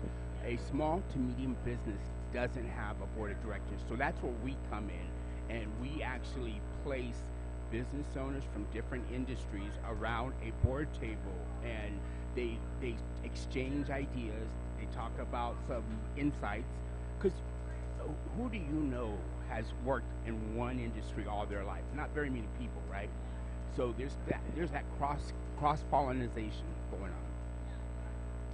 on. Okay, so now, see, I told you, I know you. I'm not kidding. It's like, I know you from somewhere. I remember you. We met. Because I'm very good with, I'm very good with memory. Actually, I go another country, another state, I know where I'm going. Yeah. I'm impressed. You impressed me. You impressed me. That's good. I'm glad I met you here. I'm glad you showed up here, and I'm glad that you can come to the show. I can give you your own booth there. I give you a deal, okay? Because it's our show. I work in a deal, and I'm gonna send you the invitation so that you can actually come. Perfect. Oh, I think I did, right? Yes, you did send me the invitation. We will be there. Okay. My price is because we have a commercial. I can put you on the shows. I have $500. I have $750. I have 1,000. The 1,000 you're including to the magazine. We have a magazine. You know Edna White. You know her. Yes. She's my partner. Fresh Friends. She does everything. So we will put your front page on the $1,000. Front page, including middle page, with your beautiful. I'm serious. I'm not kidding. So if you wanna be my March front page magazine for April, I give you a payment deal. See? Where can you find that? It's live. Yeah, that's exactly right. Right, that's I gotta, exactly right. Yeah, you say that live. Live.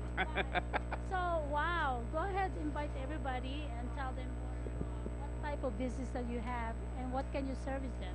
So basically, anybody who owns a business, who runs a business, who needs some help, whether it's from accounting to all from A to Z, if we find out what keeps you up at night, and we help you with every aspect of running your business.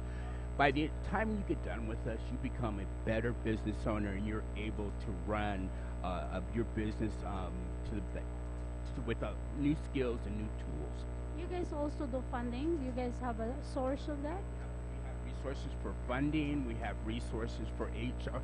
We actually have outsourcing resources that are within our business community.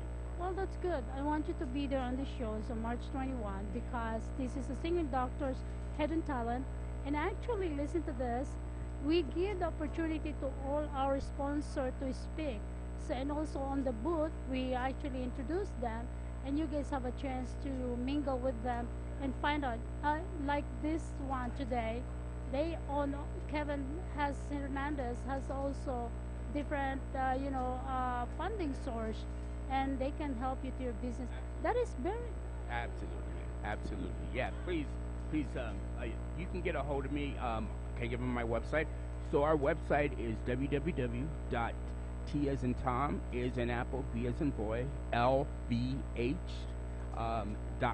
and you can get more information on that website. So if you need money, you need funding, we have the resources to help. Well, I need to talk to you about that. I'm glad I see it. I'm glad. You know me, I like to talk to everybody. Yes. And we're not busy because you think I don't know you, right? You think I'm just making up the story just because I want to talk to you. You think I'm just like to talk to you, right? No, not. I have a good memory. You have a great memory, and thank you so much for letting me. You're giving me some exposure and giving our company exposure. No, you can have more exposure wherever I'm at. Actually, that's why I want to put you on the magazine. I'm gonna put you on my television. I'm gonna put you on our shows that I have. I have another shows coming up besides the singing doctors and the talents. We have nurses, competition in every hospital. I need to hook you up with the entrepreneurs, Doctors Entrepreneur Society. They meet once a month, and they're all Did you doctors. see? Oh, give me one doctor now, so I can put there. I have only two right now. Yeah, no, I got a couple doctors I can make a referral for sure. Yes. Yes, I can do that. All right, I will bring you two doctors. Are they gonna sing? Okay, promise? Okay, I need a picture right away. All right. Hey guys, I have two doctors gonna be seeing March 21. Oh, that's That's fun. awesome. That's great. Well, thank you so much. Glad that you can share that. Kevin Hernandez, they are actually a consulting agency, and they have some funding source in their network, and they can help you to guide you and take you to what you need. I need that. Next level. Thank you so much. Don't leave yet. Don't leave talk. Okay. I want to bring Mama Ali.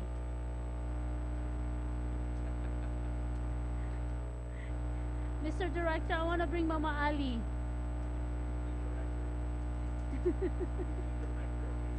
Mama Ali. I think she's busy. Mama Ali. Mr. Director, I want to bring Mama Ali later. Who else do you want me to bring?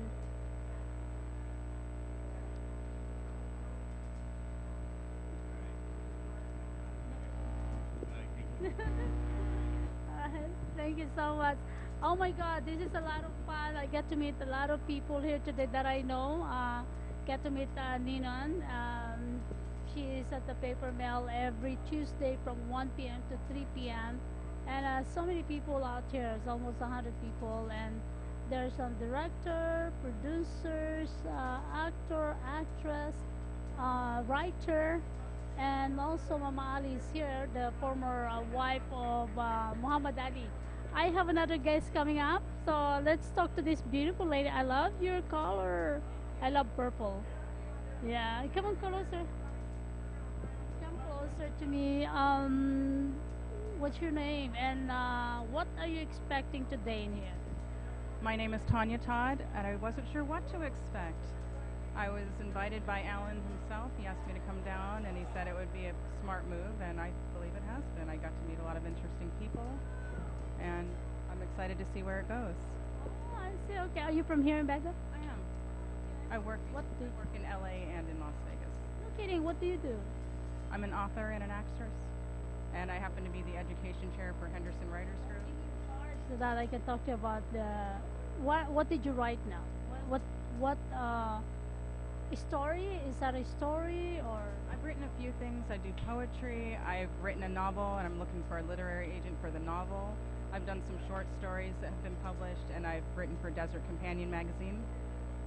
Wow, that's awesome. You can write in our magazine. We have a hashtag news mags with my friend.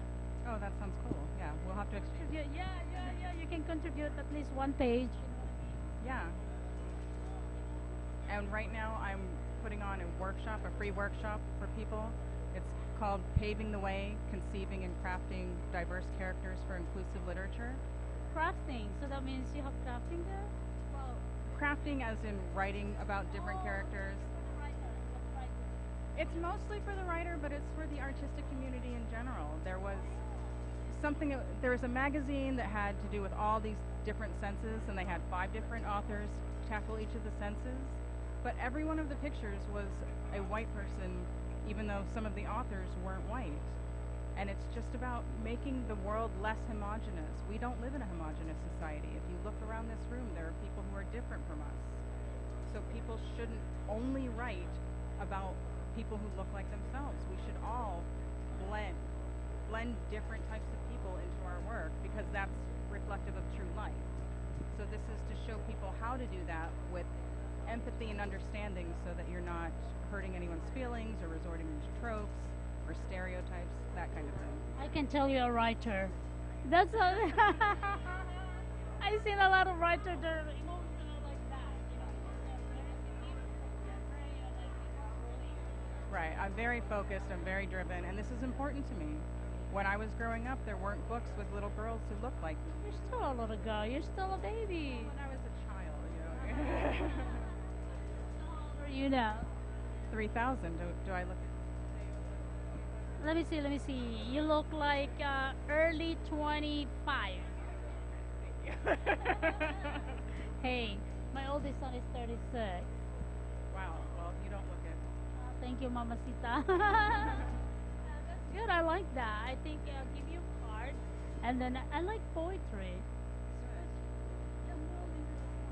Right. Yeah. There are a few art exhibits that are dealing with poetry and written work, and then having the artwork go along with it.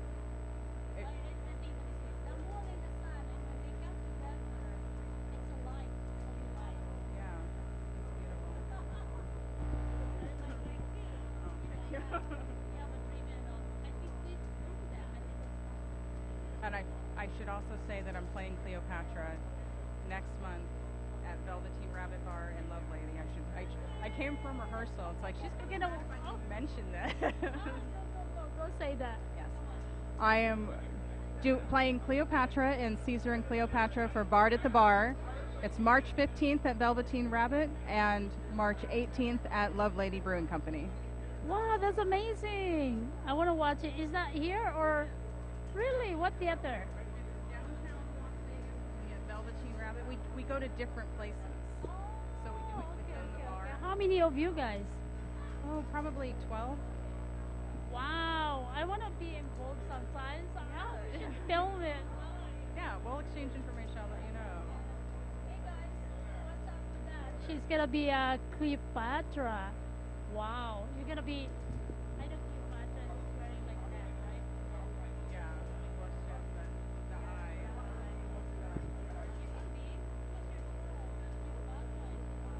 She was tall for her time, yeah, certainly. Thank you. I appreciate that. It looks like you have a mix of Chinese or. Like me, I have a lot of, blood. Right, you have different characteristics. My mother is actually a very short blonde woman. Yeah, I got her lips and her teeth. No kidding. I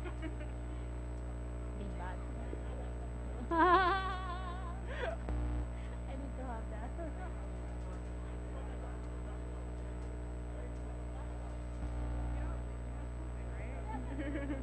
Mom. Got it all up here. Say some people have it all up top and some people have other assets. Well, thank you so much, and I'm glad that I got to meet you here and continue what you're doing. I think that's the best, and you can educate people. And I mean, hey, if the show, maybe we can go and watch you. Like Cleopatra, just tell me, give me the card and leave it there. I think I have a card there, so I can give it back. I love you. Thank you so much. I'm glad you came. Alan is my friend for such a long time. Yeah. Thank you so much. All right, guys. Oh my God, there's a lot of people here at the actor celebrities here that put together with Ray and Alan. And if you guys want to be an actor, actress, we have a director. They're filming. I think they have a movie coming up here, film in Las Vegas. So why don't you reach out and send in the message so we can reach you and give you the people who are in charge for the filming. I think Alan is one of the in charge for the movie coming up here, film in Vegas. I want to see if I can bring Alan. Alan, where is Belinda? Belinda, is she available? Hi, how are you? Come on in. Philip is so busy. Oh my God, Alan, you're so mean. No, I'm bringing Belinda, a wife of Philip Cable.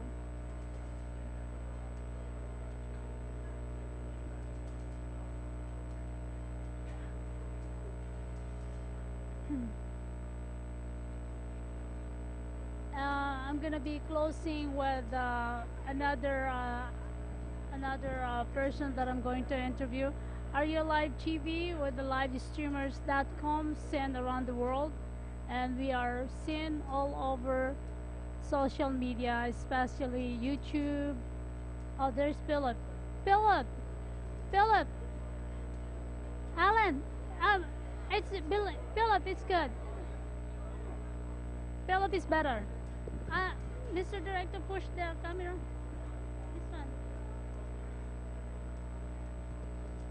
OMG, this is a dear friend of mine, a very, very famous dear friend of mine. He is a director, producer.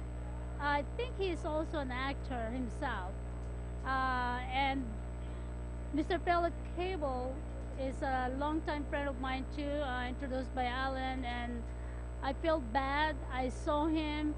He got bypass, and until today he is sick. I hope he is okay now, and I'm glad that he is here, that he can actually teach a lot of people who are striving to become an actor, actress, writer, host, and I believe right now he's been educating, and they have a movie coming up again. They just finished the Night Mistress. Is that right? I want to welcome my dear friend, no other than director Philip Cable, a multi-award-winning director also. Welcome to the show, and I'm glad you look so good. Thank you for inviting me here. I'm happy to be here. So how are you today? I mean, I know you got sick. Tell me about that. How did you recover? Well, unfortunately, I was actually ill during the making of the movie Night Mistress, which is a Dream Cinema production, by the way, cooperation between their company and my company, AAA American Entertainment. And I had been diagnosed by my doctor as actually having a problem with the muscles around my lungs, so that it wasn't serious. Only to find out much later I was actually having heart attacks. And 3 days after the film was done, because it was very physically taxing, I had a huge heart attack, had to be rushed to the hospital, and they told me I had to have open heart surgery. And so they did a quadruple bypass, and I was in the hospital for a couple of weeks. And but about a month after I got out, I was out editing the movie again. So because this movie's been very important to me. But you know what? You look good though. Look at your face, look at your skin.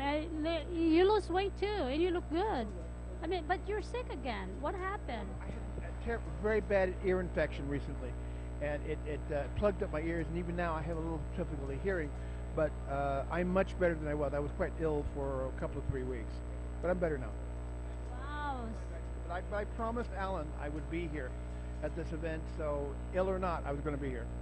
I know, huh? That's pretty cool too, because I mean, there's a lot of aspiring actor and actresses here. Amazing day. You have all these young people, and not so young people in certain cases, who are aspiring actors, and they wanted to advance their careers, and they had a chance here to meet with producers and casting agents and directors, heads of movie studios.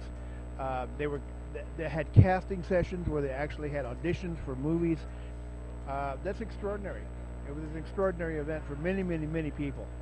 So, and I enjoyed myself too. I mean, I got a chance to lecture to a number of actors here on how to increase their chances of being hired. So, yeah, this has been a wonderful day. You know, I love to talk to Belinda. I think she's coaching someone upstairs. That's good. I'm glad you're okay. That's most important.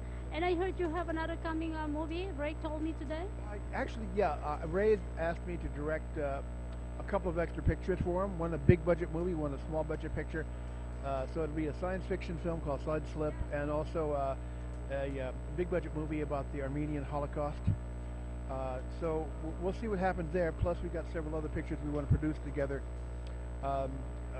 Probably a sequel to the movie Night Mistress, because it looks like it's going to be a big hit. There's another movie called Star Phantom, which I just finished writing, that it looks like we're going to do, which is a science fiction horror film. So yeah, we've got a whole bunch of projects, both dramatic, big and small. So we're very fortunate to be working together with Dream Cinema. That's good. I'm glad that you have more projects, and I mean it's so many many things that we can help other people out there. And I like that science fictions, right? Science fiction. I mean, I'm dabbling in a lot of different areas: science fiction, fantasy, horror, comic books. We have, I think, Dream Cinema has about 10 or more films slated to do over the course of the next couple of years, and in fact, they're talking about doing a movie here in Las Vegas within the next, certainly the next 6 months, and there's probably going to be more than that. I think I like that. That's what I mentioned earlier, that it might be filmed here. I think that's cool, yeah. We have a number of films which are going to be done here because the things in California have made it very difficult for independent films to be made there. So unless you're a major studio, it's going to be more and more difficult to do things. So it's a lot simpler just to go to Nevada and make movies here. I think it's a little bit cheaper, and I think if you film here, they give you credit, right? Well, there used to be a lot of tax incentives, but there's not as much anymore. But the main advantage is the tax laws are so good here in Nevada because you don't have to pay state tax on your income tax. So corporations can do business here and they save a lot of money. Wow. Hey, let's bring Belinda. I saw her. Let's bring Belinda. Only just let's bring her. I know she was like I always seen on the Facebook. It said pray for Philip, and I just like keep going watching it. Well, I'll tell you, why don't I just go grab her and I'll put her down and you can interview her.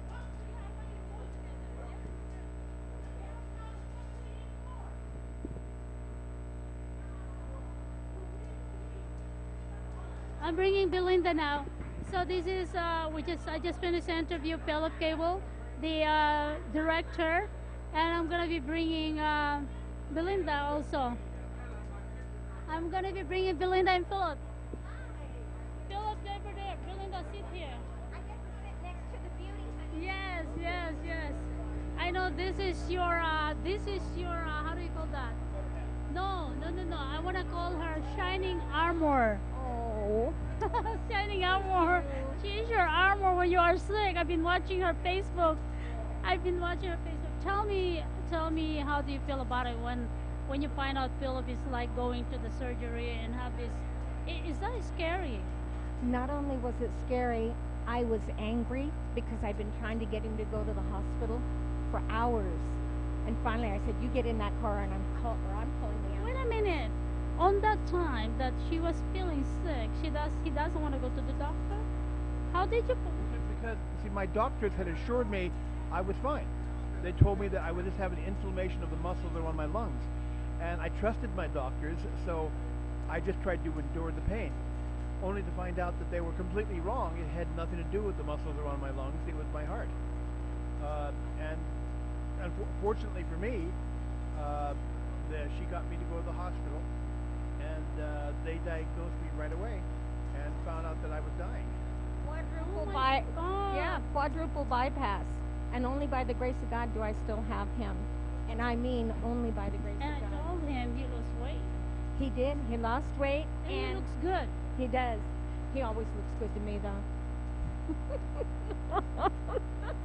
No, we just celebrated our 19th. We just celebrated our 19th anniversary. Oh, we just celebrated our 19th last month. Yeah, January 20th. Wait. I think losing weight, it looks good. I mean, it's also helped his health. Yeah, the doctor said he had to do that or else. So, he's been a good boy. And you're very supportive of us. Oh, you know I am. I love him more than life itself. They say he might need a kidney transplant. I told him he could have. Yeah, I told him he could have one of mine. You know. Are you much? We don't know yet, but at this point in time, he does not need one. No, I think you're not allowed to do that because they want a younger person, right? I don't care if I've got two minutes left. If he needs it, he's getting it. He's my baby. I told you you're the shining armor. Oh, thank you. Wait, then he will be Armadillo? I gotta tell you, seriously, when we were in high school, I hardly even paid attention to him. But when my previous husband passed away, it's like the scales fell off my eyes, and I thought, hey, he's pretty cute, and he's funny. Oh my gosh, and he's smart too. How old is he on that time?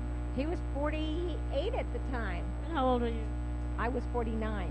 Now, yeah, now we're 67 and 68, and we're still sticking together, huh, honey? Yeah, it's crazy glue because we're both crazy about each other. You are the shining armor and he's armadillo. I like that.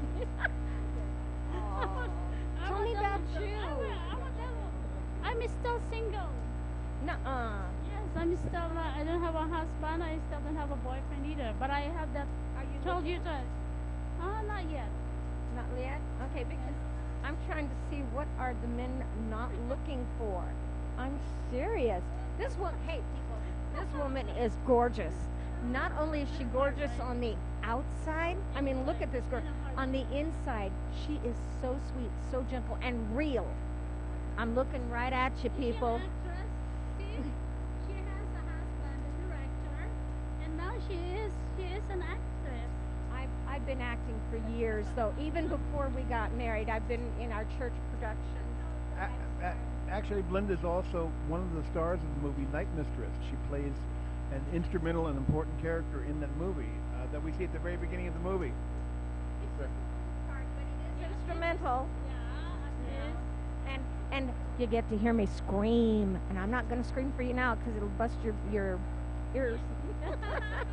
But seriously speaking, I love you both. Thank you so much for being here. I'm glad you're well now. I've been following her Facebook. I said, oh, come on, get well, son Philip. Again, you're sick again. You know, I mean, yeah, I'm glad you guys make it. Having had the heart attack, I tend to be prone to my immune system. My immune system is not as good as it should be, but we're working on that. Once again, this is my true dear friend of mine. I can call him mom and dad, uncle or auntie. And Mr. Philip Cable is a director, producer, executive producer, and the wife here, Miss Belinda. I love her dad, and I know she tried to help a lot of people also. And you guys have more movies coming up. I'm glad we do, but you just touched on something that's really important and near and dear to my heart. People, we are here for one another. We are not here just to fulfill our own life dreams. We're here to help other people fulfill their dreams, their needs, their whatever their heart desires. We're not here by ourselves. Okay? I'm glad you are a good coacher too. I'm glad you came back. Well, thank you so much for having me. Thank you so much, Mr. Director. Can you take us a picture, please?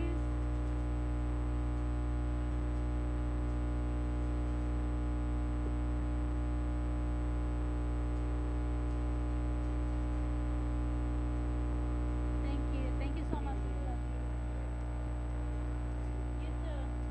I'm glad you're okay. Oh no, stand up, Mama.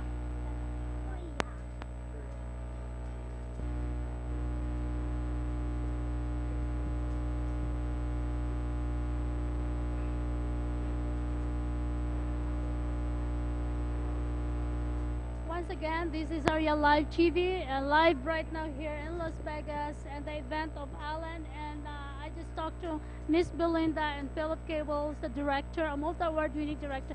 I want to close out this, and I want to call Stanley.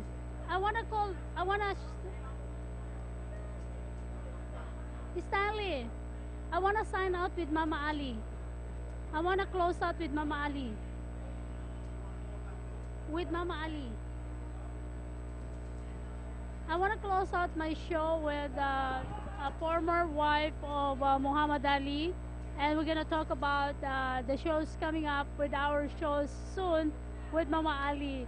So, I mean, I've been here since 11 o'clock, 12 o'clock, and finally it's over. And if you want to be part of their network and workshop, and now Mama Ali and I, we're gonna have a show, so we're gonna call it Mama Ali and Arielle shows here in Las Vegas. It can be seen around the world. So livestreamers.com, seen around 152 countries and seen around to all social media. So don't forget to watch Arielle Live TV. We're gonna be here, anywhere around the world. So yes. Wait. I need to. I'm gonna introduce another one. Okay, one more. Come on in. I know. Hi. How are you? So you're not from here. I'm from Michigan. No, I live here now, but I've been here about 4 years. I retired from Detroit Public Schools in Michigan and came here to work as a teacher for 5 years to get another pension in hopes that I'll have enough money to work on my acting career and become a working actor. Well, wait. Why don't you be a host with my show sometimes? Yeah, TV host. Okay. Well, I'm glad that you teach this for how many years? I've been teaching for 23 years. It wasn't my first job. I was a customer service rep for the gas company. I've been a bookkeeper. I've had a number of jobs. Well, you can be an extra with a lot of this coming movie. You know, you have a director here. They have everything in here. Well, you can be part of our shows. Okay. On TV show. I've always wanted that. That's amazing that you. I'm glad you came in here. Yeah. Who invited you here, Alan and Rebecca. I met them last night at the Indie Film Factory. Oh, you guys are there. Yes. I've been here 4 years. The first 6 months I was here, I did a play, Lifetime. It was in the libraries. And then I was the ghost of Christmas Past in A Christmas Carol. And I'm also a supporting cast in the movie To Kill a Cop that's soon to be aired here. Oh my God! All right, let's talk about that later. I'm glad you came. Thank you so much. I want to close this with Mama Ali, and thank you so much for watching Arielle Live TV. Just go Arielle Live TV, and you can see all our shows. And this one's sent around the world from all social media. That's the beauty about it. Thank you so much. I love you. Okay, Mama Ali. We're gonna sign out together, and then you're gonna be my host. Yes, ma'am. We're gonna transfer. Today is Mama Ali's and Arielle show. Okay, Mama Ali, you be my host. Okay. Okay, Mama Ali, let's talk about your show coming up. That we want to discuss about the things that. Yeah, I'm gonna talk about my books and the things that plight to help children have better character, because they are our future. And once you get children to have good character, I had that special made. Yeah, I had it's called a signature jacket. And my whole family, Muhammad Ali, our kids, on the inside, the poem that I wrote for him, Yes, ma'am. Yes. Me and Ali, that's when 17. We got. Yeah, it's one of a kind jacket. When you have 6 children, you can't give it to nobody. You have to put it in the Smithsonian Institute because they'll fight over it. So, yeah. Yeah.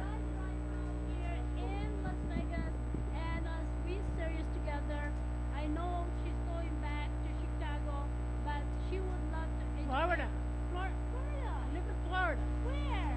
I live in Deerfield Beach near Boca Raton in Fort Lauderdale, out of Fort Lauderdale. Oh my God. Yes. I need to talk to you about that later. Okay. And guess what, guys? We're going to be traveling there, and we're going to talk about education, about being a Muslim, and her book is the most important because we have so many projects that we want to give back to the community, especially to the young generation that's hungry and needy of education. And she will do that. And she's a very good speaker, and also she has a big heart, and she wants to give back to the community. Yes, and you know what? We want to give everything back to everybody. We want to show the people who have hate in their heart over people and religions, take that hate and turn it around, because you are a special individual. You are created to be with love in your heart and compassion, and you need to change into something better. There's something better for you out there, and those haters, they need to make a switch and stop hating. and start loving.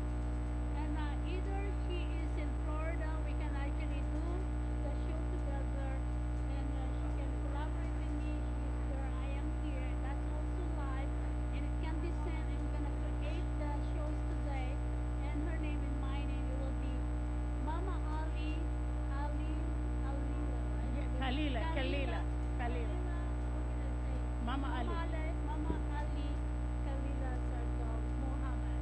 There you That's go. a good one, right? Yeah. And you know what? There's a Better, so that yeah. they will recognize that your books, your story, your nationality, that there is an education that please, before you judge people, before you actually see something about them, study and find out the truth.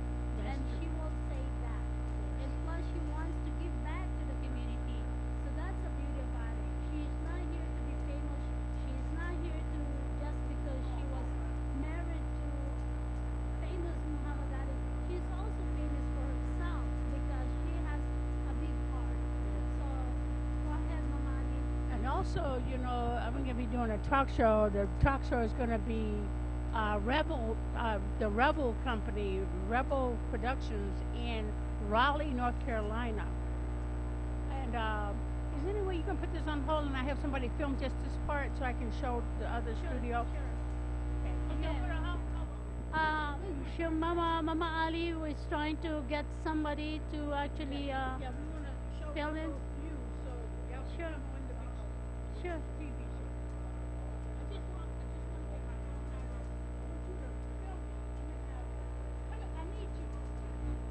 Okay, Mama Ali is gonna film something, and I'm gonna put this in my leg, so I can be seen this one. World greatest champion, Kalila.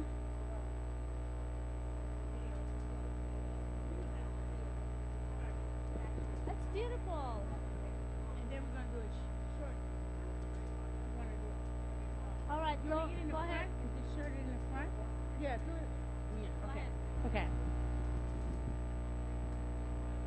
Let me know when you're rolling. Mama Ali,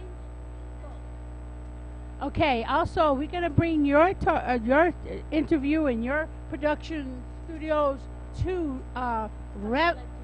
Huh? Arielle Live TV live streamers. Arielle Live TV. Oh yeah. Streamers.com. Yeah.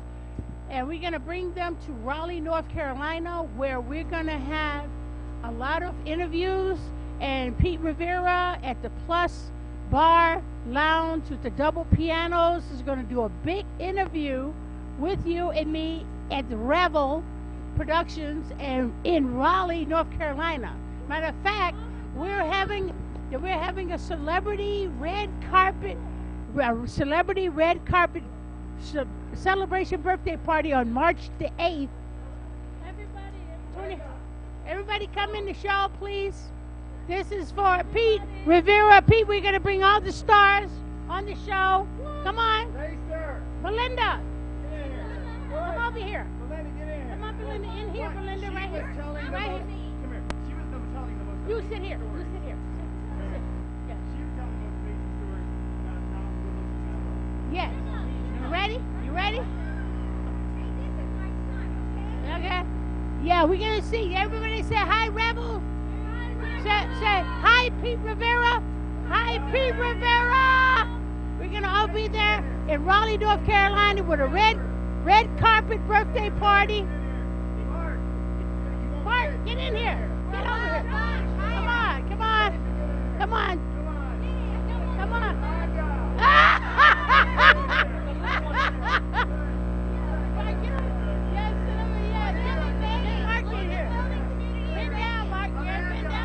Amanda has to get in here. Come on. We owe a special thanks to show creators right here. This is Amanda. Yes. Hey. Everybody say happy birthday to Kalila. Happy birthday, Kalila. Happy birthday, Kalila. That's not how you spell my name. Yeah, Belinda and Butch. And I want to say thank you to Alan, Wadman, and Ray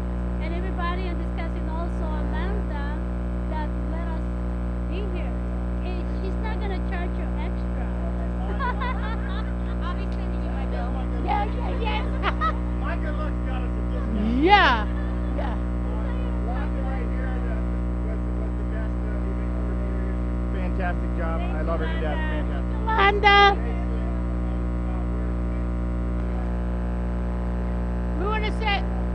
Hey, Emma. Say hi to the plus bar up there, Pete Rivera. Pete Rivera, yay! Thank you. Peace out. Hey.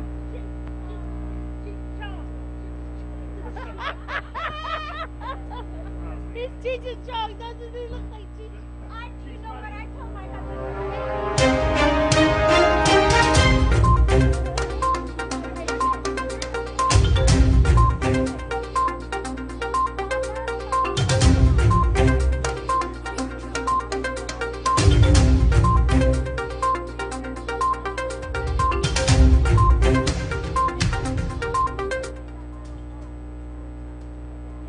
And also, I want to say thank you to Mama Ali and we have a show together. And she's inviting us to be at Raleigh and North Carolina. That's right.